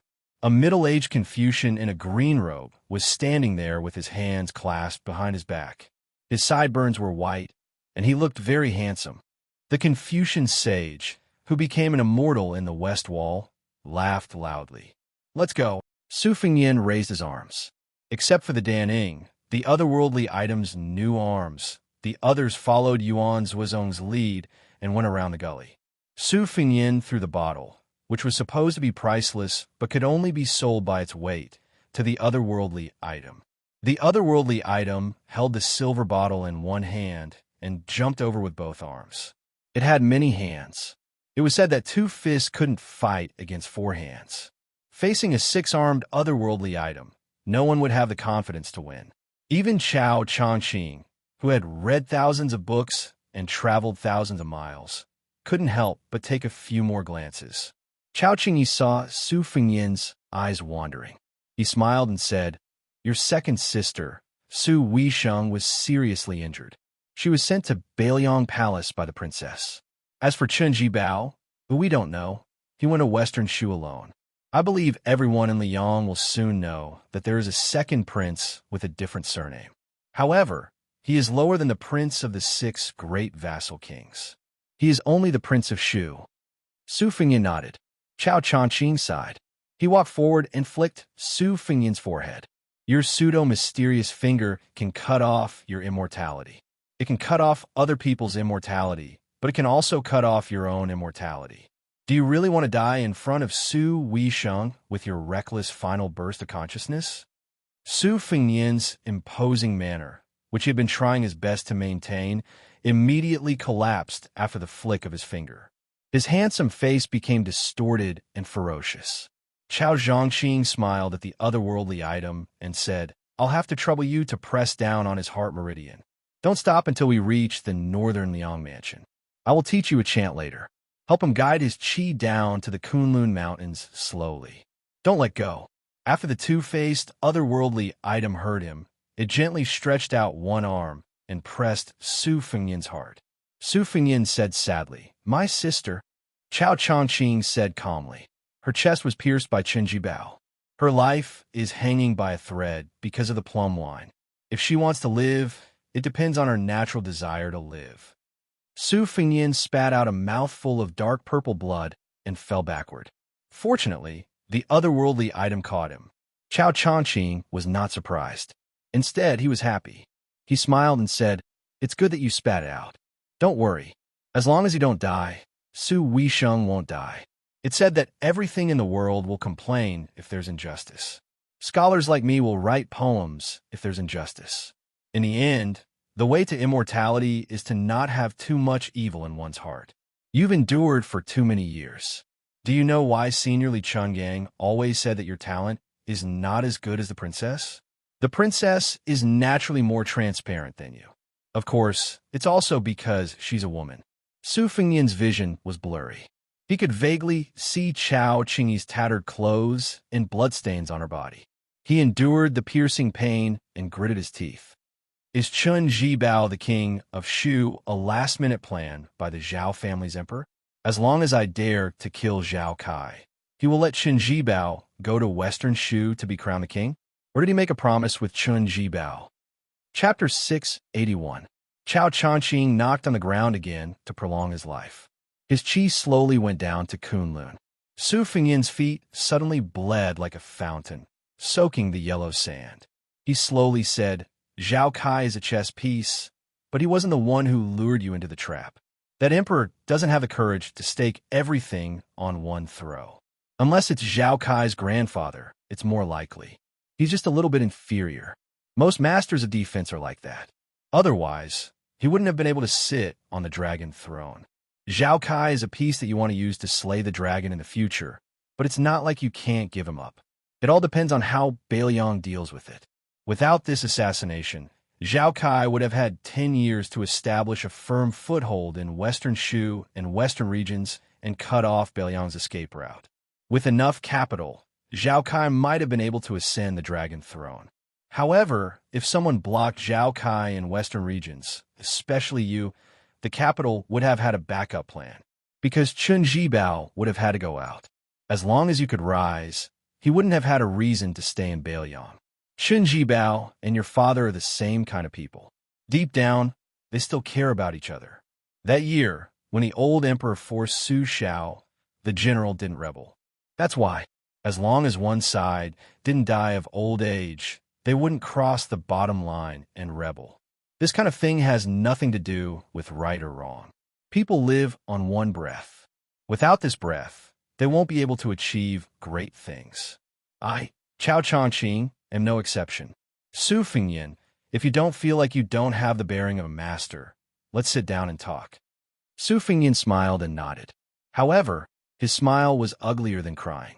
The otherworldly item helped him sit down cross-legged. Chao Chongqing also sat down calmly. Chao Chongqing smiled and asked, not only your assassination, but also the general situation in Liang and Beiliang. In this game of Go, it's already not easy for you to see 70 to 80% of it. If I had told you earlier that the 3-inch Teng Huang Longsher, who killed 3 million people and the number 1 strategist of the spring and autumn period were involved, would you have charged headfirst into the Iron Gate?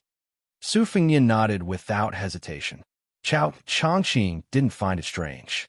He looked at the gap drawn by the plum wine and sighed softly, To be honest, Qinji Bao almost made me lose half of my cultivation here.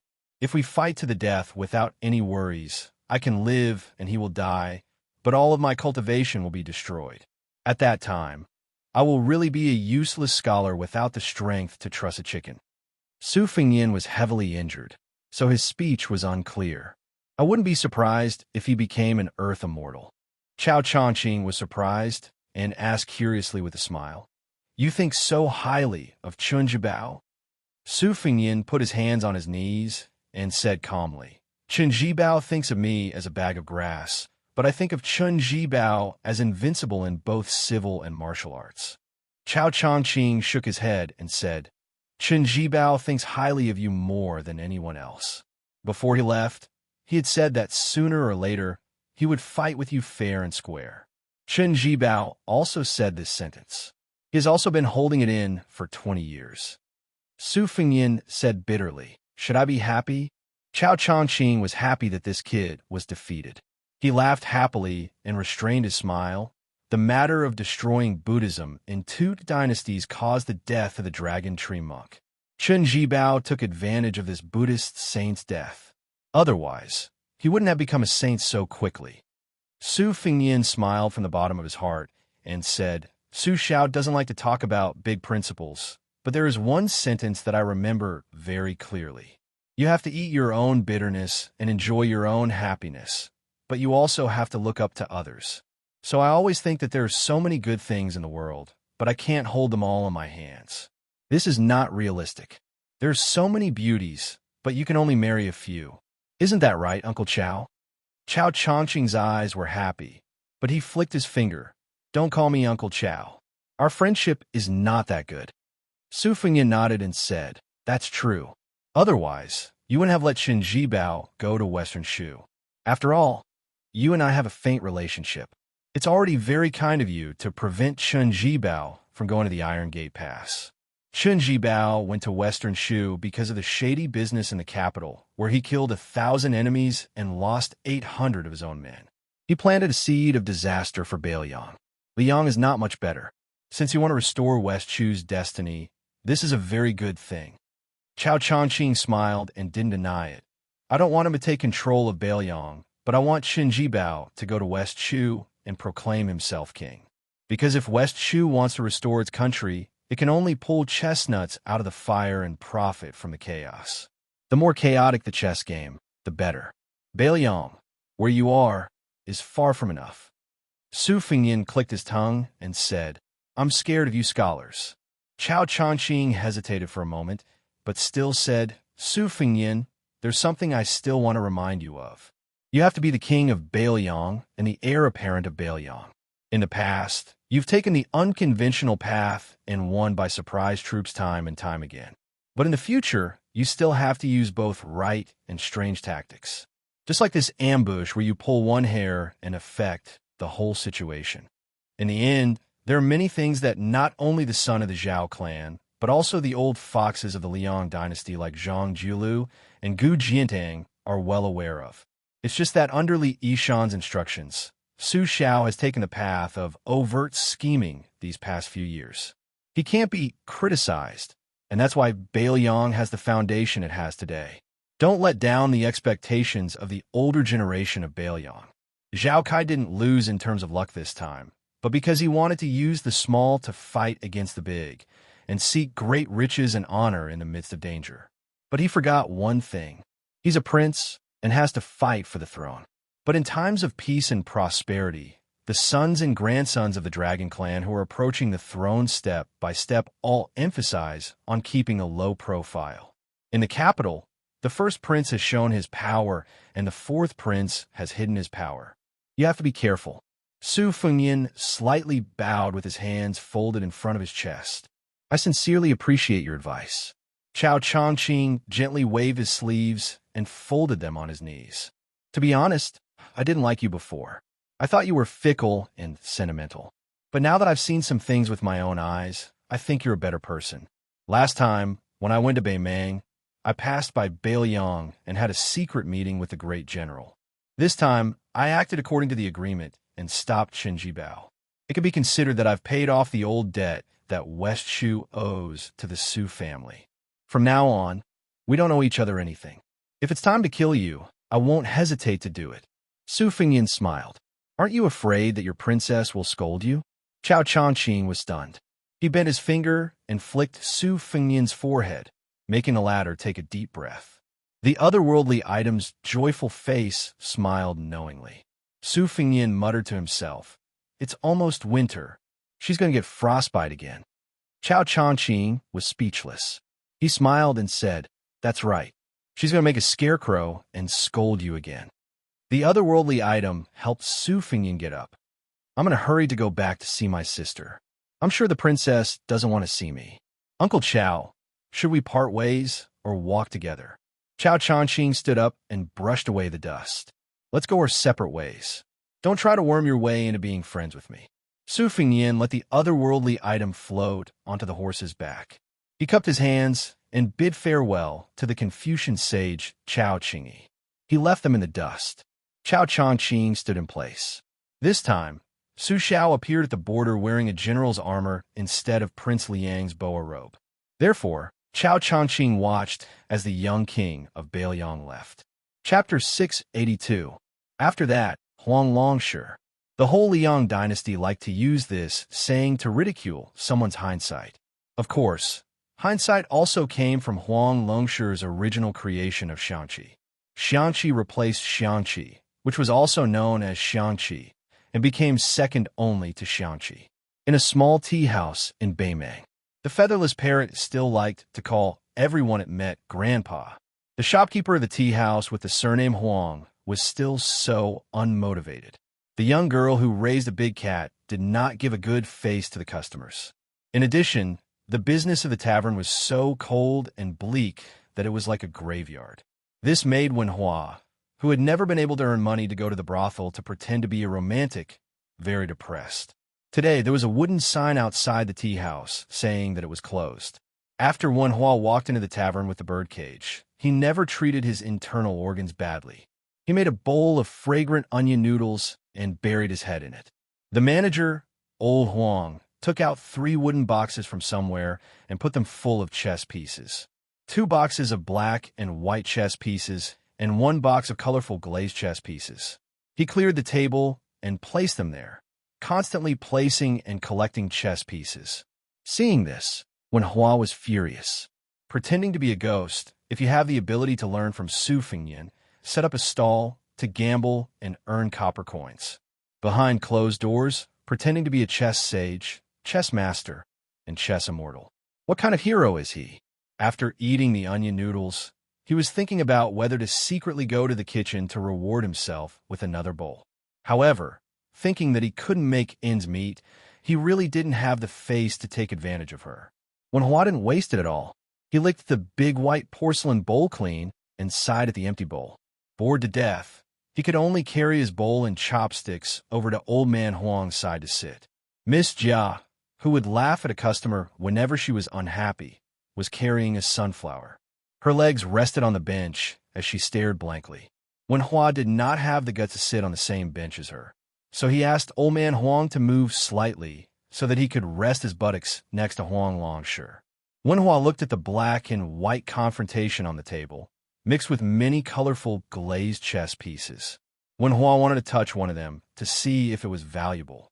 If it was only right to steal a few and pawn them. How long had it been since he was paid?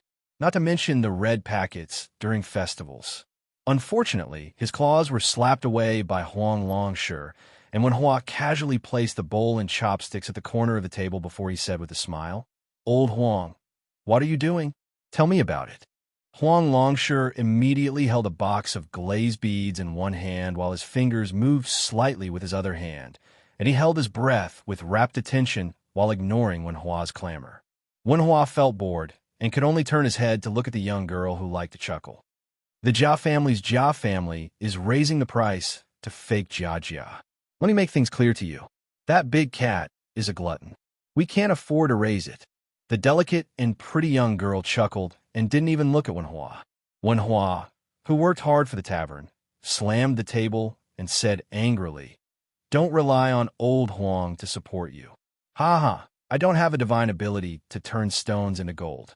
The three of us can't even eat as much as that big cat. The business of the tavern is so bad, but you don't seem to care.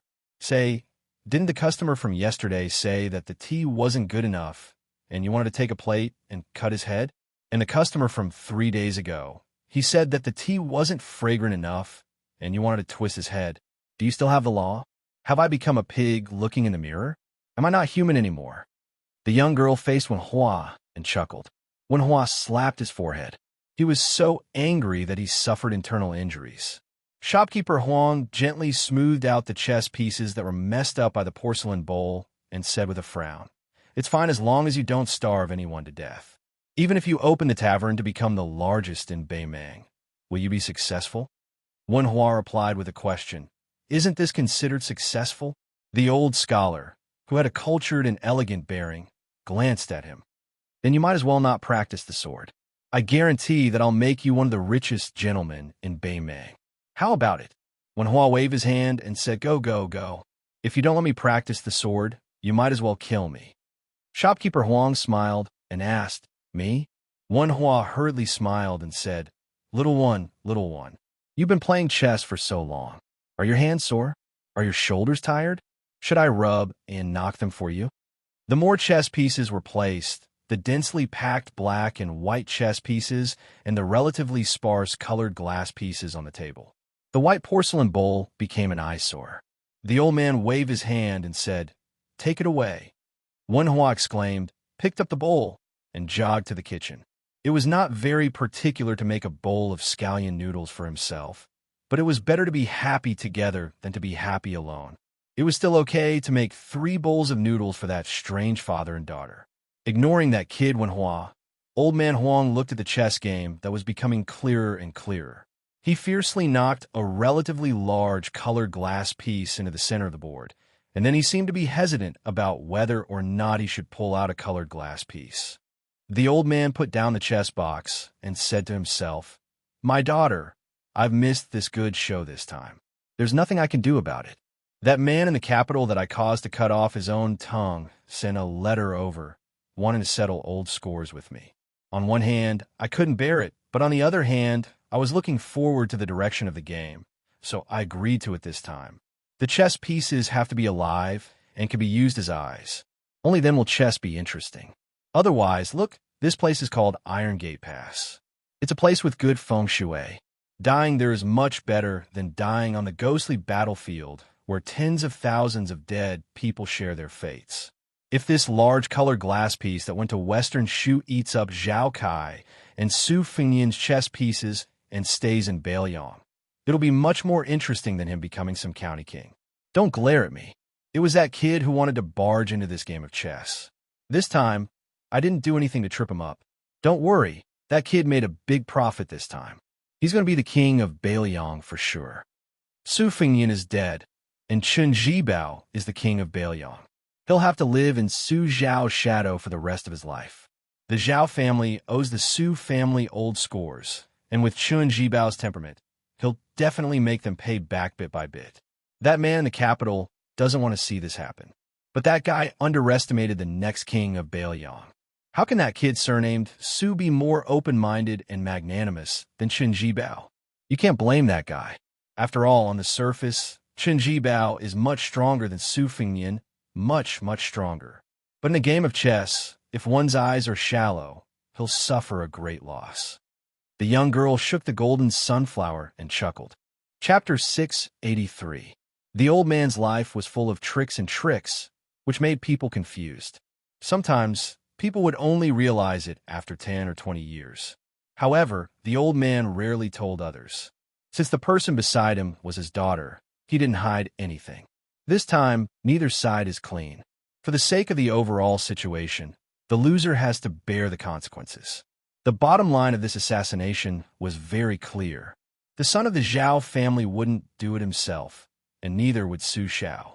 As for whether their sons would live or die, it would depend on their luck, schemes, and ruthlessness. However, the emperor in the capital had an advantage that both sides knew. He had many sons. Even if one of them died, it wouldn't hurt him too much. However, the son of the Zhao family, who was the first to place a piece on the chessboard, obviously didn't expect Bailiang to respond so decisively. Su Fengyan personally went to intercept and kill, and many of his deeply rooted spies rose one after another. Otherwise, according to common sense, as long as the Sword Garret didn't have Yan's 3,000 elite cavalrymen, as long as the remnant of the Nangong family didn't get married, as long as Chao Chongqing didn't return the favor as promised, Su Fengyan and Zhao Kai would still lose. Chen Jibao would neither win nor lose in a short time. He would defeat Bailiang and become the king of Shu. However, when Su Xiao died in the future, Bailiang would most likely be in his pocket. Compared to Su Xiao, Chen Jibao has both advantages and disadvantages. His advantage is that he's young, and he deserves to be called a distinguished person in both civil and martial arts. He's kind of like me. Okay. I won't boast about this to you. Chen Jibao's advantage was that he had been accumulating power for many years. The one who had chilled the hearts of the scholars of the world was only his adoptive father, Su Xiao, and not this war sage who was at the pinnacle of Confucianism. The disadvantage was also very obvious.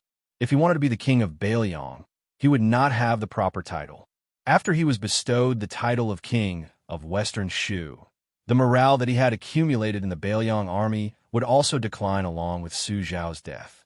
Therefore, if he really wanted to be the emperor, he could only wait for at most 10 years. Any longer, whether it was luck or the hearts of the people, he would not be able to gather them. Everyone was the same. What kind of reputation could last for 2 or 3 generations? Only Su Xiao was an anomaly in the Liang army. Chen Jibao, you're still lacking.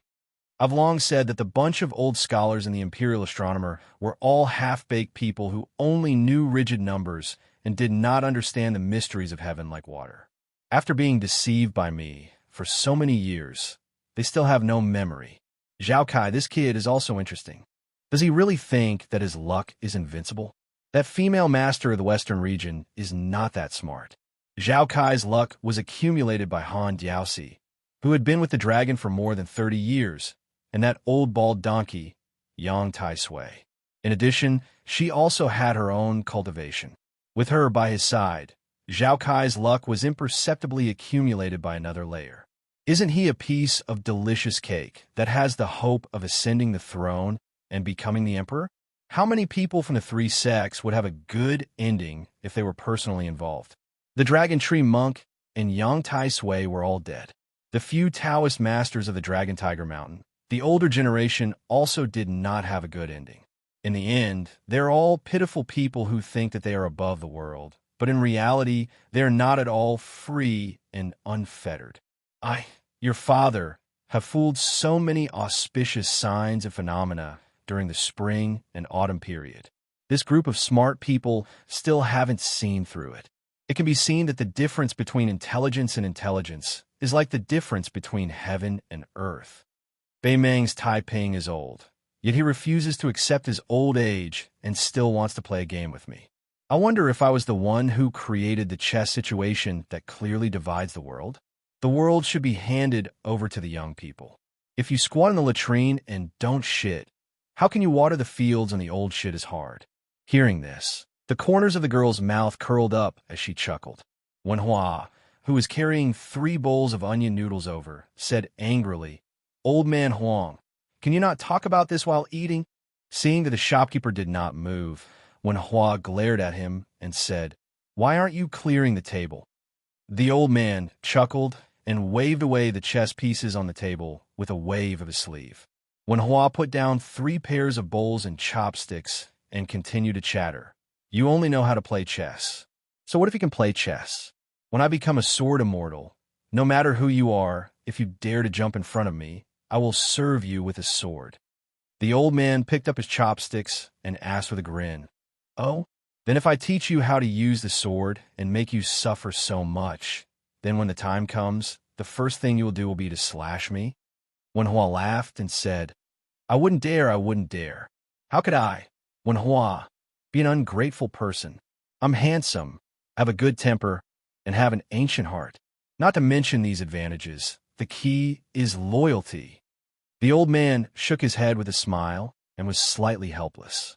He picked up a fragrant onion noodles with his chopsticks and ate with his head lowered as he said, "Go to Liang's capital." Wen Hua was stunned and asked in a low voice, "You're going directly to the capital to make a name for yourself? Don't you need to warm up your hands in a small place first?"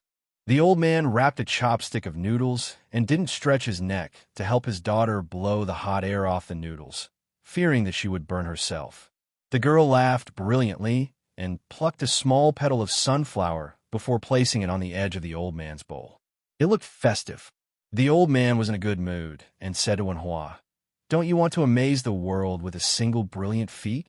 Also, you'll be able to see the white jade lion, the brothel girl that you fell in love with at first sight." Wen Hua slurped the noodles and said with a smile, "What's wrong with a brothel girl? I just like her. I'm definitely going to the capital this time." The old man smiled lightly.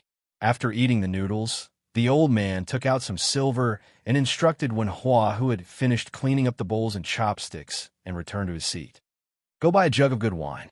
Wen Hua rolled his eyes and said, "Only you, old man Huang, can make a tea seller go buy wine to drink." Not long after, Wen Hua returned with a jug of wine, and the old man said indifferently, "Keep the remaining silver for yourself." Wen Hua chuckled. He said that he was going out, and then he went to the small room in his residence and took out a bag of silver that he had hidden well. He put it all away and ran out of the tea house. He had long since taken a fancy to a set of erotic paintings. Today, he had finally gathered enough silver and went out to buy it. In the past, he and Su Xiaoshou both had this kind of hobby. However, at that time, they were traveling to Jianghu and were so poor that they didn't know what to eat every day. That was because they had no money. Now that they had some money, they had to think about their brothers. Wen Hua thought that the next time they met, he would take this as a meeting gift. The gift was light, but the sentiment was heavy. "If that brat dares to dislike it, I'll definitely use a wooden sword to cut him." The girl didn't drink and watched the old man drink alone. The old man laughed softly and said, "Of the 13 rankings of the spring and autumn period, I alone occupy the top 3. As for the other 10 people, apart from Chun Jibao, who entered Shu, and Song Guanhai, who dominated the literary scene of Liang for these years, they have pretty much all left. Oh, the 3 heroes of the Song family are also about to be killed by Lu Xuan." The old man didn't seem to have a good tolerance for alcohol. After drinking more than half a jug, he fell asleep. The girl went to get a thick coat and quietly covered the old man. Then she stayed by his side and began to stare blankly again. The old man was still murmuring drunkenly, "Zhuanggong dreams of a butterfly dreams of Zhuanggong. I dream of Zhuanggong. I dream of a butterfly." Chapter 684. Su Fengyan rode on the same horse as the Daning, the otherworldly item with a new scarf and hidden sleeves. He did not feel uncomfortable at all. Moreover, his heart meridian was being held down by the Daning, guiding the chaotic qi down to Kunlun. At this moment, Su Fengyan really did not care about the awkwardness. After meeting up with the white horse, they rode back to Bailiang. As they approached the border, Su Fengyan raised his hand. The extraordinarily handsome blue-white Luan fell straight down and stopped on his arm. Soon, the rhythmic sound of horse hooves entered their ears. The leader was an extremely fat pig. His mount was a heavy Fergana colt. This fatty actually wore a set of light armor for the first time. Because of his body size, the saber at his waist was not easy to notice. It was hard to imagine that this was a general who had fought hundreds of battles. It was even harder to imagine that this fatty had once led 1,000 cavalry to conquer Shu. After Chu Lushan put on the armor, this time he saw his royal highness. He did not immediately roll off the horse and crawl on the ground with snot and tears flowing down his face. He only bowed on the horse and cupped his fists. He respectfully said, "Reporting to your highness, this general has already opened up a clean path." Su Fengyan frowned and said, "Su Xiao is also here." Chu Lushan, who only brought 300 elite cavalry, raised his head and grinned. Great General alone has already scared Gu Jiantong's 60,000 troops out of their wits. The pale Su Fengyan nodded. Easily passing through the unobstructed border, Su Fengyan saw a horse galloping toward him. The The father and son looked at each other without saying a word. After traveling for 20 li, Su Xiao finally opened his mouth and asked, "Are your injuries serious?" Su Fengyin shook his head and said, "I won't die." Su Xiao glared at him and said, "Brat, what nonsense are you talking about?" Su Fengyin glared back. Su Xiao's arrogance immediately disappeared. He looked ahead and sighed. "Thank you for your hard work." Su Fengyin snapped. "Aren't you the same?" "Bullshit." Su Xiao nodded and didn't say anything. Huang Manor dragged the talisman General Golden Armor and walked as if he was flying. He followed behind Su Xiao and Su Fengyin with a silly smile on his face. Yuan Zuozong and Chu Lushan were running side by side, but they hated each other. There was a distance of 20 feet between them, and they did not look at each other from beginning to end. Chu Lushan didn't look at Yuan Zuozong. He just smiled and said, "General Yuan, it seems like you didn't do much." His arms and legs were still there, but His Highness was seriously injured. "What's wrong? You haven't met anyone worthy of your attention?" "Oh my, you don't even care about Yang Tai Sui." Yuan Zuozong ignored Lucio Er's sarcastic remarks. "It takes two to clap." Unfortunately, Lucio Er had always been the kind of hooligan who could slap her own face. "General Yuan, don't look down on me just because you've made great contributions. Come on, tell me about your great achievements outside the Iron Gate Pass. I'll set up a monument for you later. How about building a shrine for you? That's not a problem." Yuan Zuozong didn't hear, see, speak, or get angry. Chu Lushan continued to nag, but he lowered his voice a little. "Hey, I thought you would follow Chen Jibao to Western Shu. You and Qi Dangwa are the same. I'm so disappointed. Look at Yao Jian and Yi Shizhen. Those two ungrateful wretches. They didn't let me down." Yuan Zuozong narrowed his apricot eyes. The fat man was not satisfied yet. He twisted his stubby neck and wanted to say something, but Su Fengyin turned back and reprimanded him. "Lucio go back to Baoyang and drink your green ant. If it's not enough, you could drink milk and piss as you wish."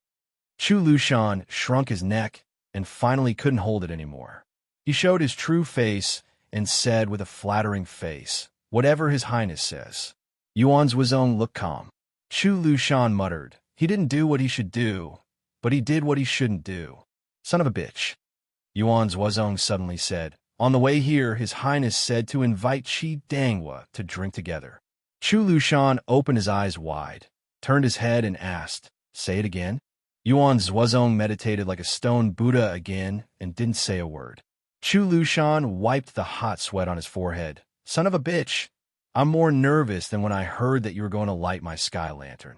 Su Xiao turned his head and glanced at the two adopted sons who were like fire and water for many years. He sighed quietly. Su Fengyin inhaled for a long time, but did not exhale. Then, he exhaled heavily and turned to ask, "Why?" Su Xiao said calmly, "Huang Man didn't get close to his second sister. It's not without reason." Su Fengyin's lips trembled. He wanted to say something, but stopped on second thought. Su Xiao said, "Although she was not born by me and your mother, I never treated her as a man of sacrifice. I only know that I have 2 daughters, 2 sons, and 2 daughters. All 3 of them are handsome like their mother. Only the second daughter looks like me, Su Xiao. If I don't love her, who will I love? Raising sons and daughters is a different way of raising. As a father, I don't know if it's right or wrong. To be honest, the one who suffered the most is still you. Among all the children, I have never scolded anyone. I only hit you once, and it was only twice and thrice that I let you run away. Who knows when I'll have to send you off? Your mother passed away early, otherwise she would definitely beat me to death. Then why didn't you stop my sister?" "I couldn't. I sent a message to her saying that Chao Chongqing would go to stop them. She still went. The Great Snow Dragon Cavalry almost had a mutiny. This silly daughter is more like my own. Don't you think she's like me?" "Yes. By the way, you can tell these words to my sister later." "I don't dare. You always chase me with a broom and a stool. If my daughter is really angry, she will draw her sword." Su Fengyin said helplessly, "Look at you, the king of Baoyang." Su Xiao laughed and said, "It's fine as long as you're promising." Su Fengyin gently waved his arm. The 6-year-old phoenix that had accompanied him for many years spread its wings and flew high into the sky. Su Fingyan looked at the divine bird that was gradually becoming a black dot in the sky. He said softly, "I really couldn't tell. After putting on the armor, you look like a general." Su Shao also raised his head to look at the sky. He said softly, "You will be the same in the future." A luxurious carriage made of dazzling jade and jewels entered Bailiang's post house. It was said that those who wandered the Jianghu should not reveal their true colors. The master of this carriage really did not know the dangers of the Jianghu. The coachman was a middle-aged man with a robust physique. It was late autumn and the chill was penetrating. He was still wearing a tight black shirt. The muscles all over his body were bulging, but his aura was restrained as usual. His breathing was unhurried and uninterrupted like a long river. It was clear that he was already at the peak of an external expert. From this, it could be seen that the person sitting in the carriage had a reason to be domineering and had something to rely on. The middle-aged coachman's surname was Hongyu. This journey had been a bloody one. From the southeast of the dynasty to the northwest of Liang, there were no less than 20 sect leaders or elders who had been turned into corpses overnight. These people were all famous in the Jianghu. They were definitely not small fries who could fish for fame with just a few moves. Hongyu sighed. He was somewhat unable to get off the tiger. Other than feeling helpless in the depths of his heart, his respect for the young master behind him grew stronger and stronger. There were some things that he did not even dare to say to her face. It was true that he had helped her find food to supplement her martial arts. It was true that he was helping the tiger do evil. But this time, she had entered Bailiang. Wasn't she asking a tiger for its skin? In the carriage, a young woman without a maid was applying rouge in front of the mirror. She was wearing a purple dress with large sleeves. Fortunately, she was able to suppress this kind of pure color. Her lips were already a bit sickly purple. At this moment, she was using the pink rouge from an expensive brocade box to cover them up. Otherwise, her in-chi would far surpass her heroic spirit. She pursed her lips. There was no fluctuation of emotion in her eyes.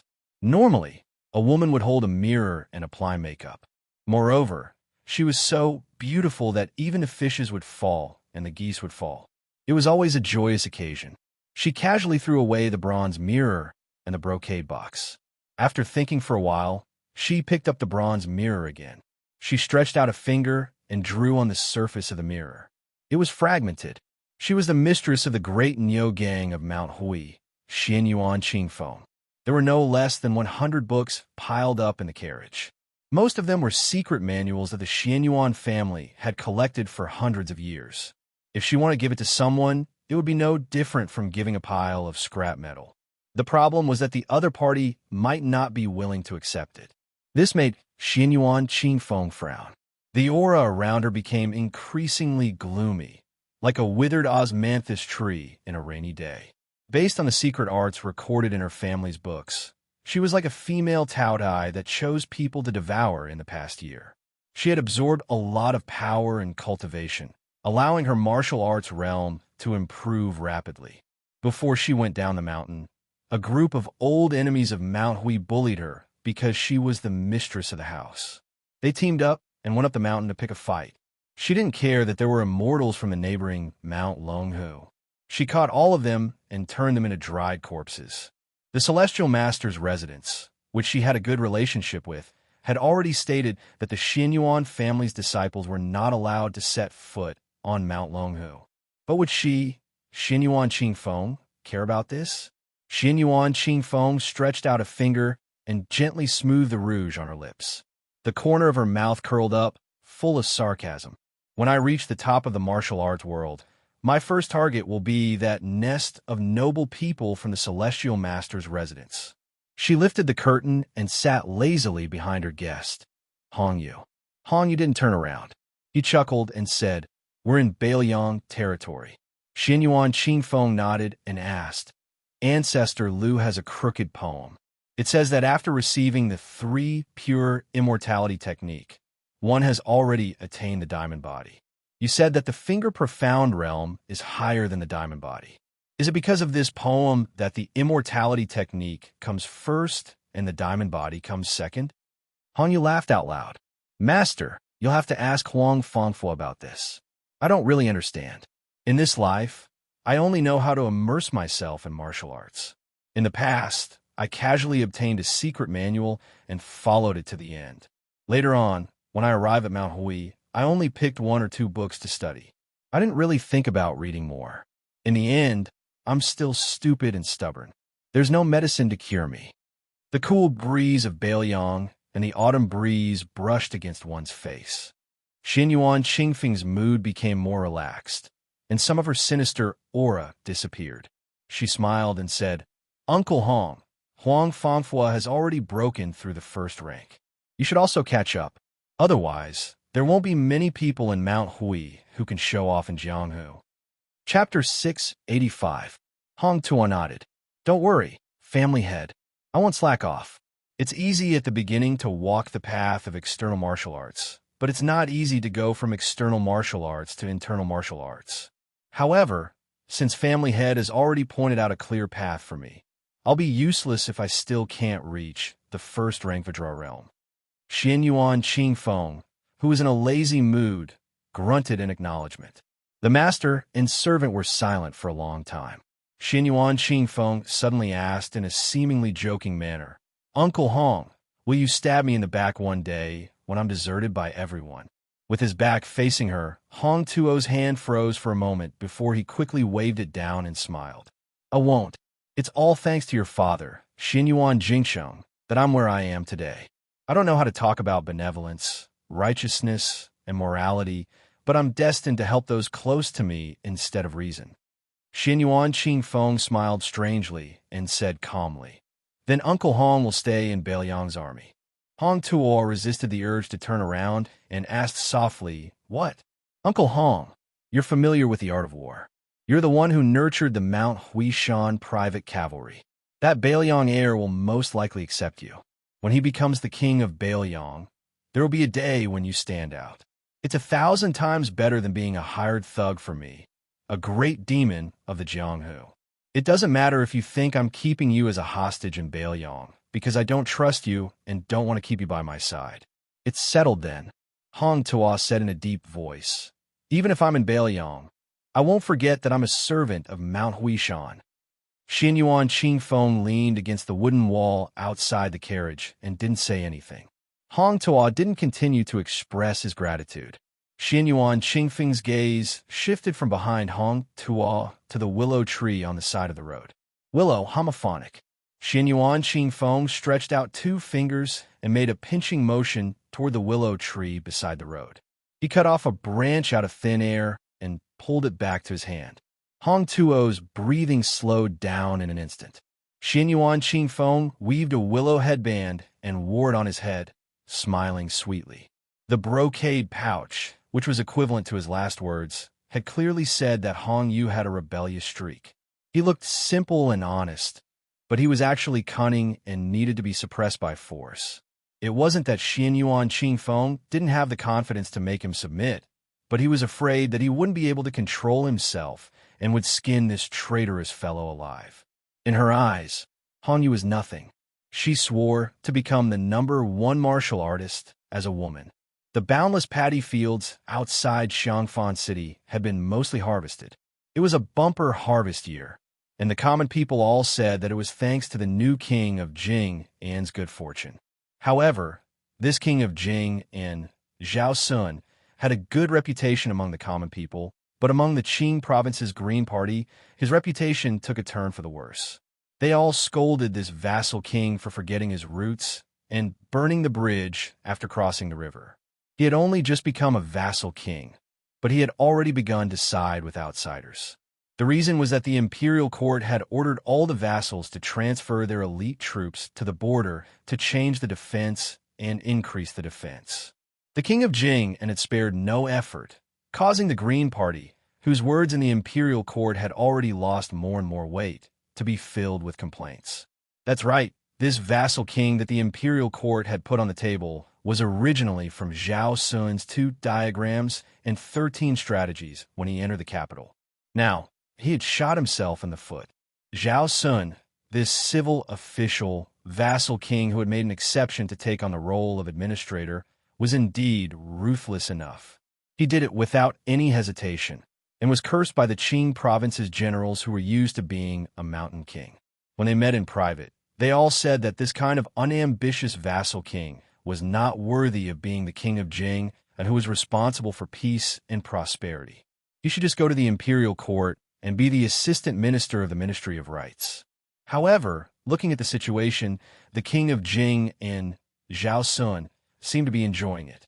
He did a lot of things that benefited the common people and did not mind being disliked by the Green Party's big shots. Because of the special identity of the administrator, he was not restricted by the vassals.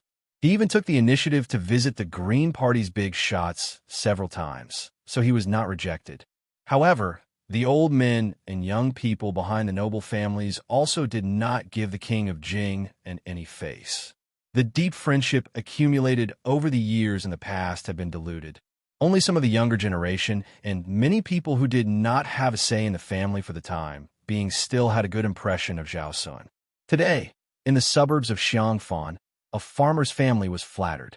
Two scholar-like young masters actually stopped their horses and got off. One of them, who was dressed in luxurious clothes, even personally went to the field to help them harvest the rice. At first, the farmer in charge of the family did not dare to let the young master do it for fear that he would cut his hands. However, he could not endure the smile on the young master's face and begged, so he trembled in fear and agreed. The young master was indeed a scholar who looked very knowledgeable. He learned everything quickly. After the autumn harvest of 1 mu of land, the young master harvested the 2nd mu of rice as skillfully as a farmer who was used to farming. When the old farmer's granddaughter handed the young master a kettle of water, her face was extremely red. This made the old farmer even more happy. He secretly joked about his granddaughter, saying that the young master came from a rich family and looked down on a girl like her. After harvesting the golden rice, the young master helped to load it onto the ox cart. The tanned old farmer felt sorry for the young master's clothes. In the end, he looked at his granddaughter's playful appearance and shook his head with a smile. He sighed in his heart that the young master was really a good person. The young master, who personally went into the field to harvest the rice, sat on the ridge of the field. He wiped the sweat from his forehead, took off his shoes and socks, and stepped on the muddy ground. Beside him was a young scholar with a gentle smile. He was dressed plainly, no different from a poor scholar. He did not go into the field because he was blind. There was an attendant hidden in the distance who wanted to bring a pot of iced cold wine that was sent from the mansion on a fast horse, but he was dismissed by the young master in brocade clothes. He smiled and asked, "Lu Su, do you think this king knows the suffering of the people?" The blind scholar twitched the corner of his mouth. "If you don't mention the words this king, then you can be considered to know the suffering of the people." The young master laughed. He did not care about such disrespectful words at all. King of Jing and Zhao Sun. The blind Lu Su who used to make a living by gambling chess in Yongzi Alley. Zhao Sun sighed and said worriedly, "Lu Su, regarding the matter of the Green Party, you told me to first feed the small fish, then use the long line to fatten them up. Then use a slow fire to cook the old tortoise. I did everything according to your established strategy. These are not difficult. After all, we are all family. The Green Party is already on the verge of collapse and is destined to fall apart. They're a group of stragglers who have been chased out of the core of the imperial court. Most of them have no other choice but to rely on me. However, we are in an urgent situation right now. The Song family of the 3 heroes in the capital is determined to bite me. That old man, Song Guanhai, created the school of mind and dominated the literary world for 20 years. After my dynasty calmed down, this old man Song wrote 2 biographies, Loyal Minister and Treacherous Minister. He also compiled the complete book of 9 pavilions. Every month, on the 15th day of the month, he commented on the scholars of the world and was allowed to ride a horse in the imperial city. The young master Song Jiqiu surpassed as master and took over as the right chancellor of the imperial college. Every word of his was worth 1,000 gold. Even His Majesty praised him endlessly. Now that the imperial examinations are selecting scholars, Most of the scholars have no choice but to write this song style to curry favor with the examiners. The young phoenix of the Song family, Song Kelly, also did not disgrace his family's reputation. In one fell swoop, he was ranked second and became the new Yellow Gatekeeper. If he is sent out to be an official for a few more years, he will immediately mix with the sand and come to our side. Song Guanhai still bears a grudge. Father humiliated him in court and called him an old man. Now, he is in the capital every day and constantly impeached me in the imperial court. Even if I heard that he is now ill and does not have many days left to live, with Song Jiqiu and Song Kelly around, it will be an almost endless battle for us. Perhaps it was because Lu Su was blind, but when he listened to others, he seemed to be particularly attentive. He had a gentle temperament and never interrupted others when they were talking. Naturally, he would not say anything extravagant. He quietly waited for the king of Jing'an to finish complaining. He did not jump to conclusions and only asked calmly, "King of Jing'an, do you know that Song Guanhai was a loyal and good official in the palace?" Zhao Sun was influenced by Lu Su. Coupled with the fact that he was not hot-tempered, he was much calmer now. He nodded and said, "Of course I know."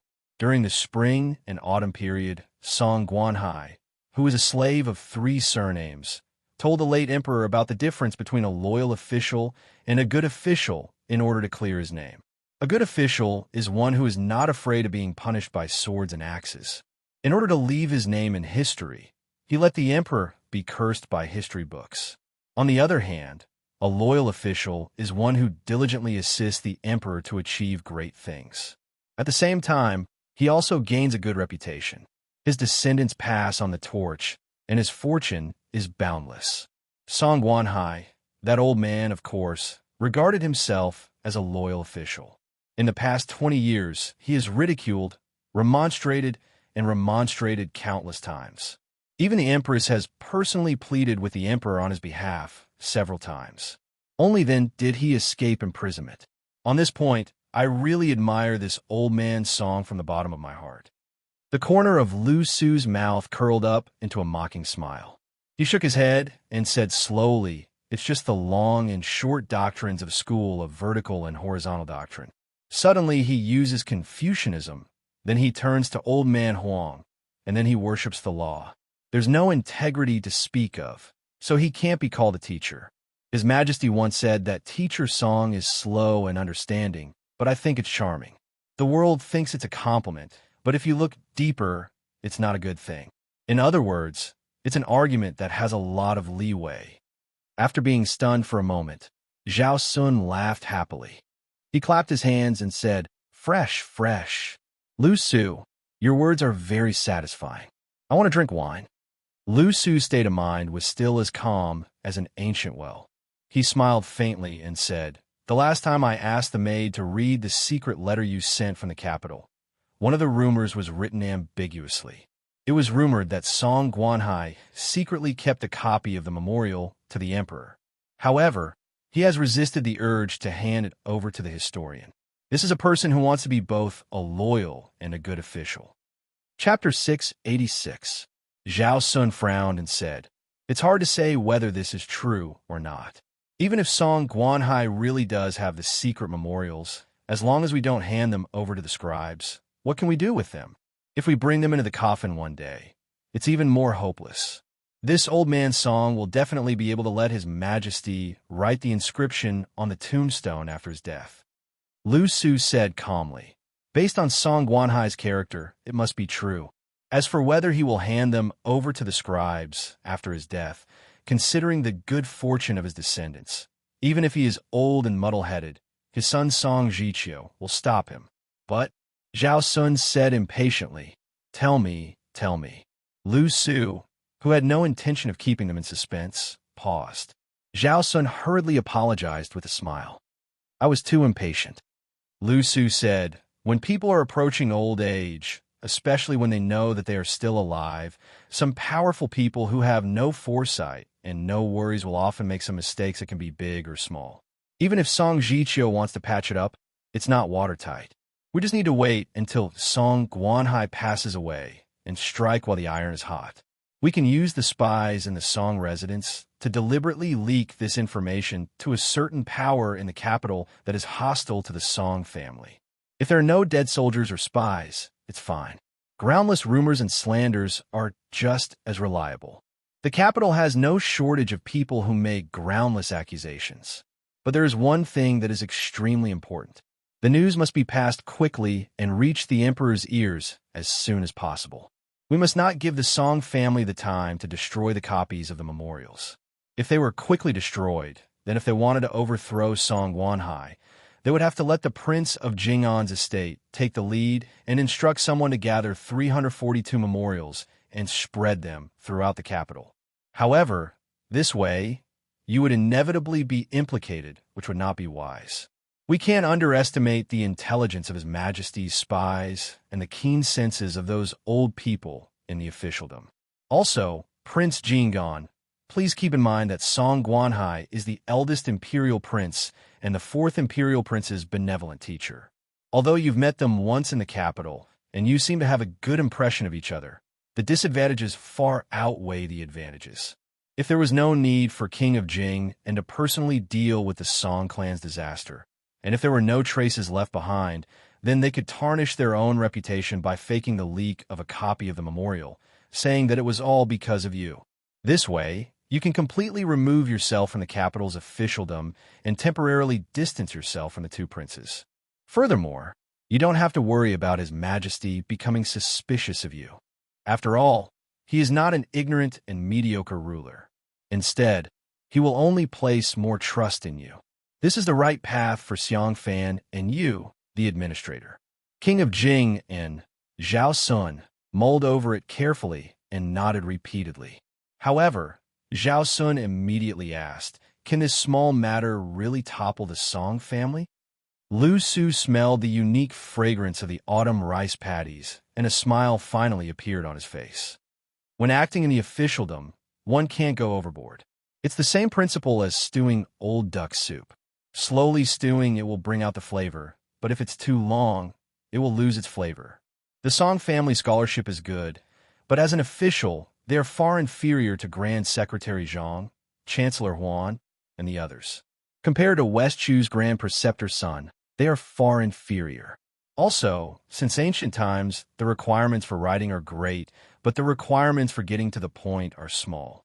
Don't look down on this kind of small matter.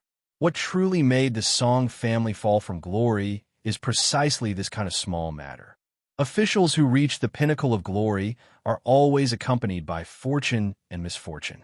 Song Guanhai is not Su Xiao, nor is he Gu Jiantang, nor is he Zhang Jiulu, who seems domineering and eccentric, but actually has an incomparably deep foundation.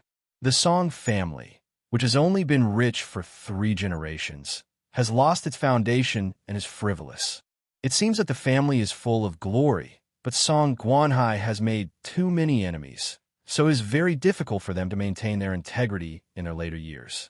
Song Jiqiu is the right chancellor of the Imperial College, Song Kelly's little yellow sect. Once disaster befalls them, those students who call themselves the Song sect's lackeys will mostly rush home to pick up their brushes and change sides. Not willing to hit someone when they are down can already be considered outstanding. King of Jing'an, you can choose to make a move after Song Guanhai's death, or you can make a move when Song Guanhai is seriously ill. If it's the latter, you can probably anger and scare this old man to death. Zhao Sun fell back, lying down on the ridge of the field. He crossed his legs and looked at the sky with narrowed eyes. Then what will happen to Song Jiqiu and Song Kelly? Lu Su replied, "Let's see how they will deal with it. They will bring a bramble and ask for punishment. Even if they don't acknowledge their father and acknowledge the imperial court, there is still hope for them to make a comeback. If filial piety is the most important thing, or even a little bit of extravagant hope of being both loyal and filial, then they will die in poverty." Zhao Sun was speechless. Lu Su was also silent. He grabbed a handful of soil. Zhao Sun suddenly sat up and asked with a smile, "Where did you learn all these things?" Lu Su said self-deprecatingly, "I was blind and had nothing to do, so I could only blindly think about some things." Zhao Sun stretched lazily. "Do you think that old duck soup is really delicious?" When we go back, I'll ask everyone in the residence to make 2 cups for you." Lu Su nodded and said, "As long as you don't deduct my salary." Zhao Sun, who had taken note of the matter of making the soup, patted his butt and stood up. Lu Su gently put down the handful of soil in his hand and stood up as well. He said softly, "That woman's background is unknown. I hope that King of Jing and won't get too involved with her. It's fine as long as you don't fall in love with her." Zhao Sun said sternly, "How dare you?" Lu Su smiled, but did not say anything. They were in a deadlock. Zhao Sun's expression suddenly changed.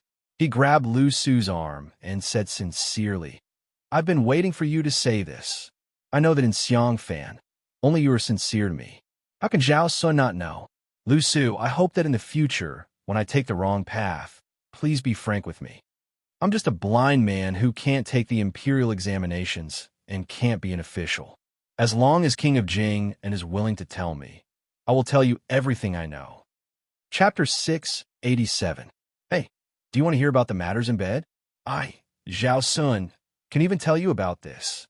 Don't listen to indecent things. Don't. Lu Su, you taught me everything. Today, I must turn the tables and tell you about the matters between men and women. Don't listen to indecent things." Other than when the old king of Jing and in Zhaohong were still alive, Lu Su had been transferred to various government offices to serve as minor officials. After Zhao Sun's succession was passed down, he had been living in the palace. Unexpectedly, he did not hold any official position and was only considered an advisor. However, in the palace, no one dared to neglect the most popular person in front of the vassal king. Even the head butler, who had been in charge of the palace for 2 generations, was also concerned about the blind Lu Su's well-being when he met him, fearing that he would make the slightest mistake. And Lu Su was indeed easy to talk to. Occasionally, when he was free, he would be able to get along well with the servants in the mansion. He would tell stories about the Fox Immortal's strange stories, help people to read their fortunes, read their palms, and write couplets. He would also grant anyone's request. He was truly an individual immortal who had no desires. No matter how petty and difficult it was to deal with someone, they would not be able to hate him. It would be so free to make things difficult for a kind person who would not snatch anything from you, but could help you at any time. Lu Su's residence was quiet and elegant. Although it was a stand-alone residence, the place was not very impressive. In the courtyard, other than a few maids who were in charge of cleaning and chores, there was only a personal maid called Xinghua who served this young blind man who stood aloof from worldly affairs. In the dead of night, Lu Su sat in the study and took care of Xinghua. He specially lit 2 oil lamps. As for whether or not the high-grade turpentine oil was as precious as gold, Lu Su did not care about this kind of thing. Lu Su was currently doing something he had been doing before he became blind. He mocked himself for being a dog's tail.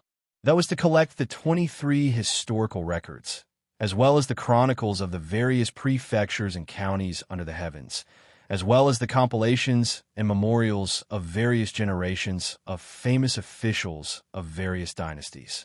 Regardless of whether it was the national classics or the imperial decrees or the official records of the people's secrets, he would record whatever he could get his hands on. Other than the king of Jing An's collection of books, he also asked Zhao Sun to secretly purchase them. Lu Su still did not haggle over how much money he had spent. Lu Su had the maidservant Xinghua read the text every day and also helped to draw the outline of the geographical map. He would personally write in tiny regular script and make detailed annotations on the first draft of the book. So far, he had already completed more than 10 volumes of the book, which was placed in a bamboo basket in the corner of the study room. For the time being, the title of the book was The Spring and Autumn Prescriptions for the Cure of Diseases in the Prefectures. He intentionally demoted himself as a mediocre doctor who only knew how to treat headaches, taking the pulse, and treating the diseases of the prefectures in the world. As for whether or not he could prescribe the right medicine, it would be up to the person who would read the book in the future to decide. It was not accurate to call it a military classic. It was wrong to call it a simple geographical map. Zhao Sun once came to the study room and casually flipped through the book. He had no interest in reading it. Lu Su, who only thought of writing this book as a leisure task, did not force him. Lu Su put down the brush and rested. He rotated his wrist. Xinghua asked if he wanted a shoulder rub or a back rub. Lu Su, who was still not used to being eagerly served, shook his head. Xinghua was an elite warrior of sacrifice in the Jing and palace. She was passed down from Zhao Hong to Zhao Sun. She was proficient in zither, chess, calligraphy, and painting. She must be even more proficient in protecting people and killing people. She could calmly face death in order to protect Lu Su. She could also kill Lu Su without batting an eyelid because of Zhao Sun's words. Lu Suan was blind, but he was well aware of it. Moreover, he would not bear any grudges against her or the king of Jing, and because of this. As the saying goes, don't suspect people if you use them. If you doubt them, don't use them. It was also said that one must always be on guard against people. Anyway, all the principles in the world have been explained. But if there were too many principles, it was as good as not saying anything. Lu Su had been studying how to carefully weigh people's hearts. In the end, he came to the conclusion that women and children all knew how to weigh the pros and cons. After thinking about it, he could only come up with a method that Lu Suan thought was stupid. It was to use the number of chess pieces to calculate the thickness of people's hearts.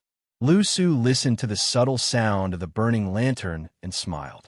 Xinghua, there are countless sounds in the world. Which one do you like the most? Xinghua looked ordinary, but her voice was crisp and pleasant. Her figure was also graceful.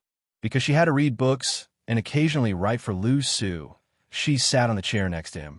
She smiled and said, "Young master, I don't know. But if you give me some choices, I can answer." Lu Su nodded gently. After thinking for a while, he said, "The sound of spring, the sound of zither, the sound of pine waves, the sound of bamboo, whistling, the sound of mountain birds, the sound of banana rain, the sound of falling leaves, the sound of children reading, the sound of famous prostitutes singing, and the sound of young girls selling flowers."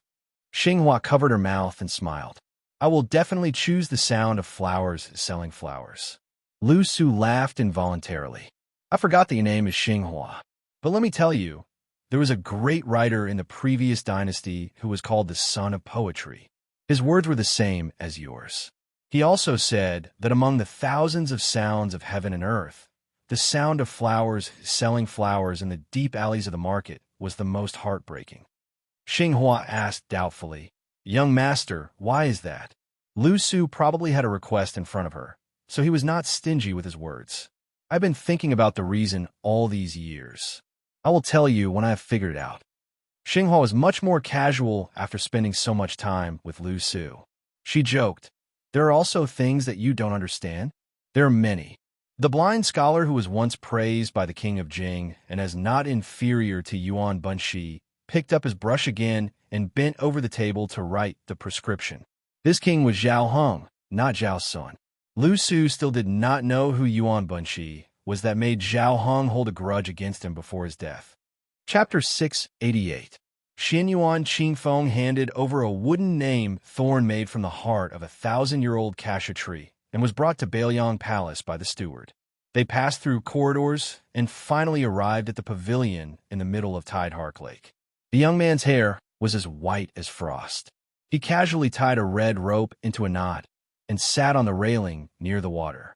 He leaned against the gold-painted pillar and played with the name Thorn Xianyuan Qingfeng gave to the prince's estate. Xianyuan Qingfeng stood outside the pavilion on a lotus pedestal embedded in the water. Along the way, all sorts of feelings welled up in his heart.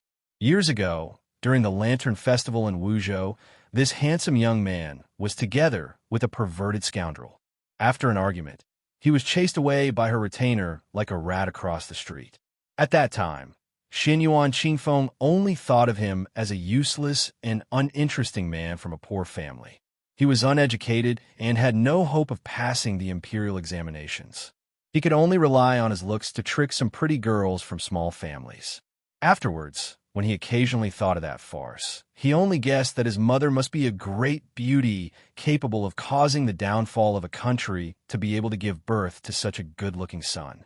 Who would have thought that after reuniting with him at Mount Hui, he would suddenly become the infamous heir of the Northern Liang Empire, leading 100 armored soldiers into the Longhu Empire. It could be said that it was because of him that she was able to become the owner of the Bull Gang. However, Xianyuan Qingfeng still couldn't connect him to the man who was about to become the king of Bailiang. It wasn't until she personally stepped into the prince's estate on Mount Qingliang that she gradually understood that Su Fengnian would become the second prince of Liang dynasty after Su Shao. Su Fengnian rubbed the name Thorn made from the heart of the cassia tree and smiled at the woman who came all the way from Jianzhou to the northwest of the dynasty. There were many thousand-year-old caches on Mount Fengyao, but they gradually died in the past 100 years. The last Tangue was no exception. Thus, Mount Hui's cassia wine became a masterpiece. Su Fengnian waved his hand and asked softly, "Other than the 100-odd secret manuals, did you bring cassia wine?" Xianyuan Qingfeng walked into the pavilion and chose a seat furthest away from him. He looked straight ahead and calmly said, "There isn't much left in Mount Hui, but if you want a drink, I'll bring you a jar next time." Su Fengnian placed his nameplate on his knees. His face showed signs of fatigue. He closed his eyes to rest. He didn't seem to be a good host. Xianyuan Qingfeng didn't complain at all. In her opinion, as long as he was Butcher's eldest son, he had the right to be arrogant. She asked calmly, "I've always heard that Bailiang Palace's security is loose on the outside, but tight on the inside. They're treating the Jianghu assassin as a fat fish to be hooked. Why is your highness willing to let me into the pavilion? Aren't you afraid that I'm also an assassin?" Su Fengnian snapped his fingers. He leapt out of the lake in a red robe and over the roof of the pavilion before plunging back into the lake. It was a beautiful scene, like a red carp jumping over a dragon's gate. Apart from the otherworldly item in the red robe that had a habit of staying in the lake, a servant girl slowly walked over with a tray filled with bait for viewing. Su Fengnian waved his hand, indicating that he should pass it to Xianyuan Qingfeng. Su Fengnian opened his eyes and sat back on the satin bench.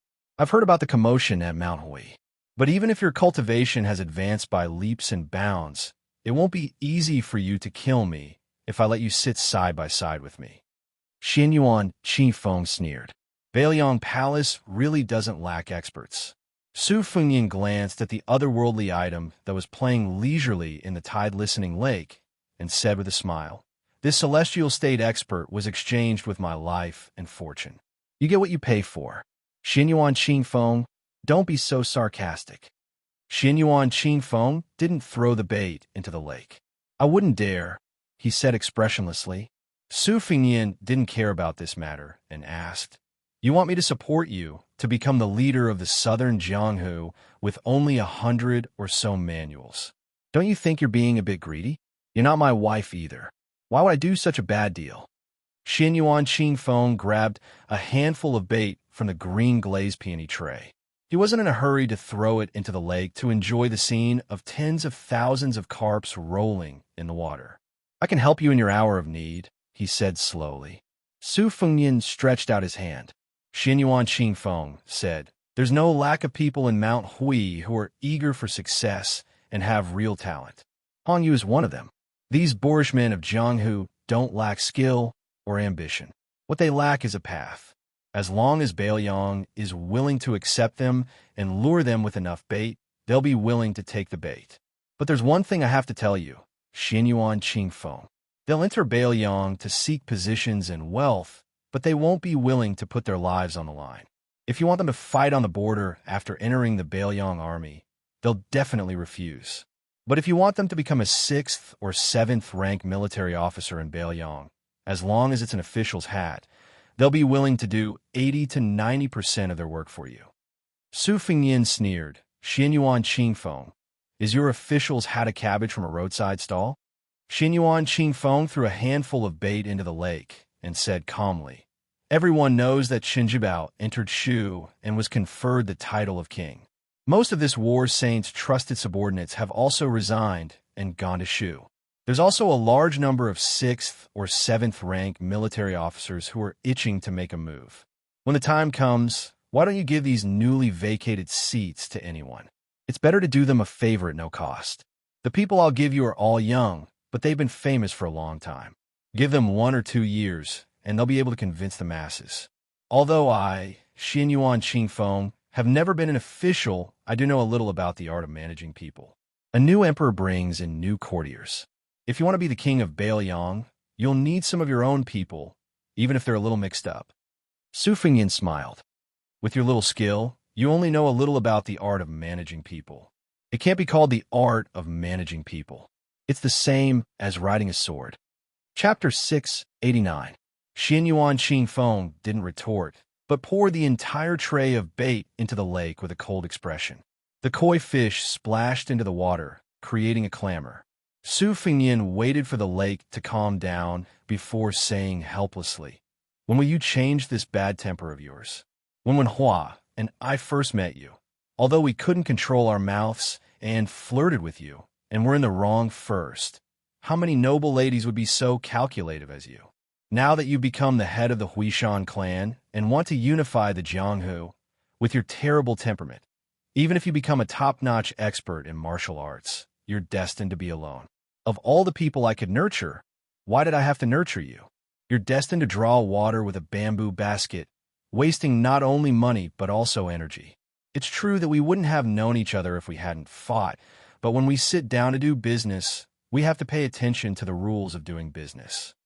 Xin Yuan Qingfeng stared at Su Fengyan, his eyes cold. Su Fengyan, it's not your turn to lecture me. Su Fengyan, who hadn't rested much since arriving at the prince's estate, leaned against the pillar again and said softly, "I treat you as half a friend.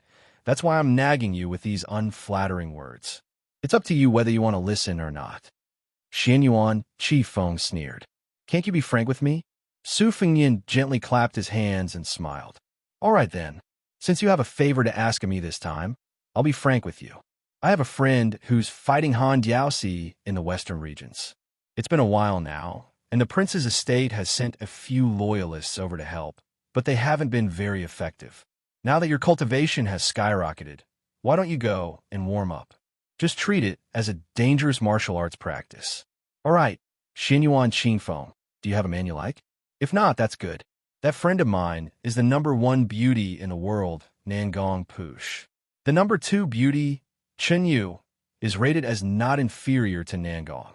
That's Nangong. I'm used to calling him White Fox Face, but remember not to call him that. You'll get beaten up. Assassinating the world's premier eunuch, Han Diaoxi, can also be considered as a proof of your allegiance to the Bailiang. Only when there is no way out can I rest assured and trust you, the head of the Huishan clan, who is thousands of miles away." Xin Yuan Qingfeng sneered. "This is your imperial person technique? It really can't be said to be perfect."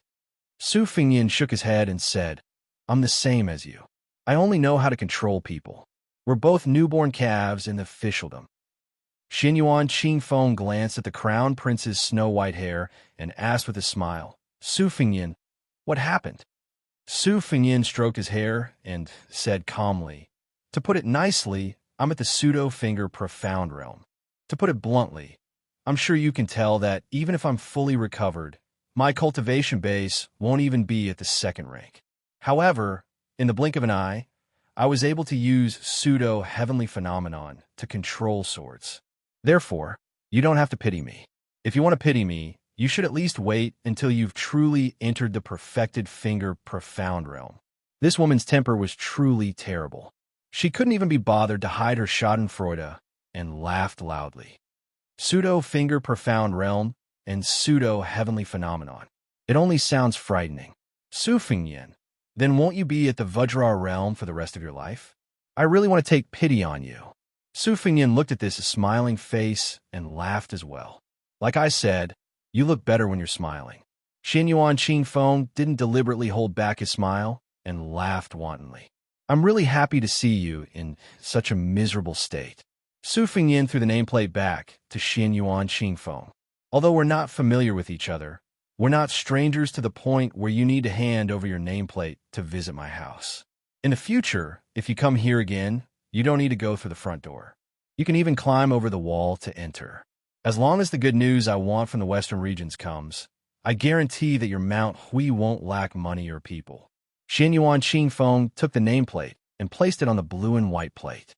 Suddenly, his smile disappeared and he asked seriously, Su Fengnian, are you saying that a dying man's words are kind? Su Fengnian laughed and scolded, Bullshit, Xianyuan Qingfeng. Can't you say something nice that doesn't sting people? Xianyuan Qingfeng said, When do you want me to go to the western regions to kill Han Diaosi? Su Fengnian stood up and waved his hand toward the shore. Immediately, a young man with a huge iron bow on his back ran over. Su Fengnian pointed at the young kamikaze, Wu, who he had brought back from Beimeng to the prince's mansion. He smiled at Xianyuan Qingfeng. This child's nickname is He'll take you out of Beiliang. There will be people from the western regions to meet you.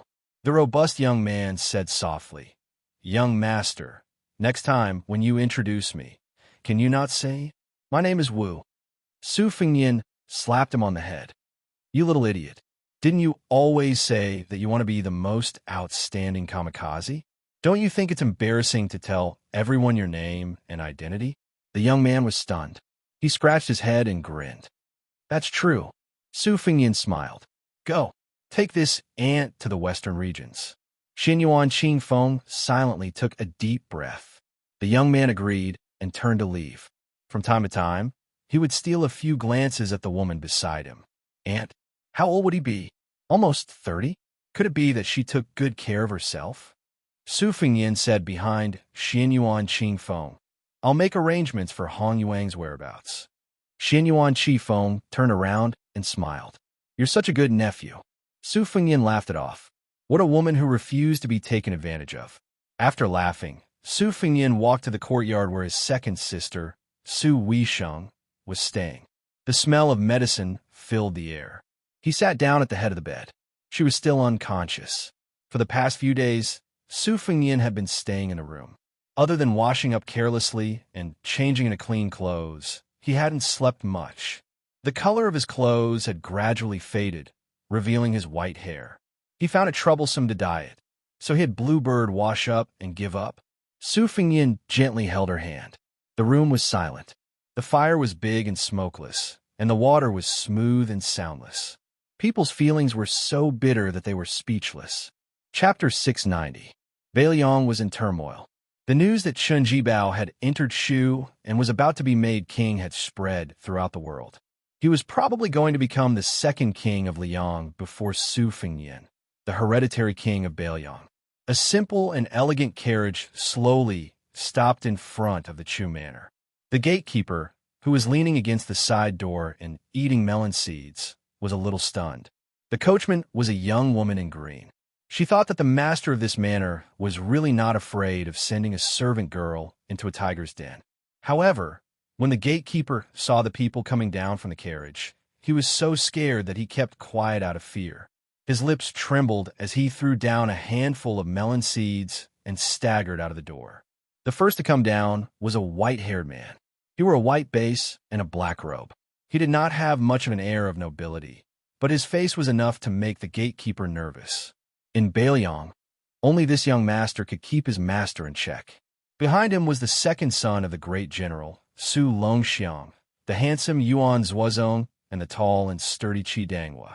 The four of them were all prominent figures who could not possibly visit the Chu manor. Now that they had gathered together, could it be that they had come to raid the manor? The gatekeeper hurriedly spat a few times. General Chu's loyalty was clear. No matter who they raided, they would not be able to get here. Seeing the rare guest at the front, His Royal Highness Su Fengnian, the quick-witted gatekeeper, knelt down without another word. Just as he was about to muster enough energy to shout and make his master proud, Su Fengnian had already laughed and said, That's enough. Stand up and lead the way. The group had just sat down in the main hall of the Chu manor when they felt the ground shake.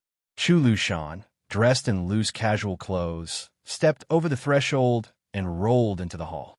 A lump of fat knelt at Su Fengnian's feet. Lu Qiu has finally brought your highness to my humble abode. Your presence brings light to my humble abode. When I return, I will burn more incense for my ancestors. Su Fengnian kicked him. Humble abode? I don't think it's any worse than Beiliang Palace. Today, I brought second brother Yuan and General Qi to your place to drink. Don't talk nonsense. Let's find a quiet place that isn't so tacky." With great difficulty, Chu Lushan staggered to his feet. He turned his head and gave the old steward of the residence a fierce look. Then, he turned his head and gave a fawning smile. A pair of soft and boneless white and chubby hands pulled on Su Fengyan's arm. "There are good places to drink and drink tea. Later, if your highness is dissatisfied, Lushan can cut off 2 caddies of meat to drink." Su Fengyan said sarcastically, "You're so fat, yet you're shameless enough to serve as food. The rest of us can't even eat." Chu Lushan said embarrassedly, "It's Lushan's fault for not being able to grow a body that's fat and thin enough to go well with the wine." They arrived at a bamboo house. The purple bamboo was sparse and not dense enough to make one feel desolate. The small pond was deep and green. Sunlight shone through the gaps between the bamboo leaves. Beside the pond, there was actually a wild turtle the size of a palm dragging its family along to bask in the sun. When it heard the sound of footsteps, it slithered into the green pond. The small pond house was large and the lighting was ingenious. When they pushed open the door and entered, it appeared quiet and spacious. There wasn't the slightest sense of uneasiness. There was even a guqin with speckled patterns placed in the bamboo house. Sitting here, regardless of whether it was drinking or drinking tea, it could be said that the scenery and tea complemented each other. Su Fengyan glanced at the guqin. Outsiders didn't know the talent of Chu Lushan, but he knew the inside story. Chu Lushan was good at music, chess, calligraphy, painting, poetry, and poetry. It was a pity that he didn't have the appearance of a famous scholar. After sitting by the window, Chu Lushan poured 2 cups of wine for Su Fengyan and Qi Danghua. Holding the wine pot, he asked Yuan Zuozong with a smile, "Since you don't mind my dirty hands and the smell of wine, I'll be bold enough to pour a cup for you." Yuan Zuozong raised his eyelids. Chu Lushan took the opportunity to pour a cup of wine. Qi Danghua had a good relationship with Chu Lushan. Among the 6 adopted sons, he was the most popular one. He and the other 5 adopted sons of the same generation often visited each other's homes. A little girl from the Chu family was born a few years ago. She even recognized him as her adoptive father. The only thing he didn't do was to betroth the 2 children to each other. Chu Lushan often beat and scolded his other sons as if they were adopted. Only this little girl was doted on. He despised Qi Danghua's youngest son for having a coarse appearance. This made Qi Danghua ask Chu Lushan why his son was ugly every time they met in the past 2 years. Su Fengyan took a sip of wine and looked around. Among the 3, White Bear Yuan Zuozong had the highest military rank. He was a 2nd-grade Zhenin general, which was a real high position and power.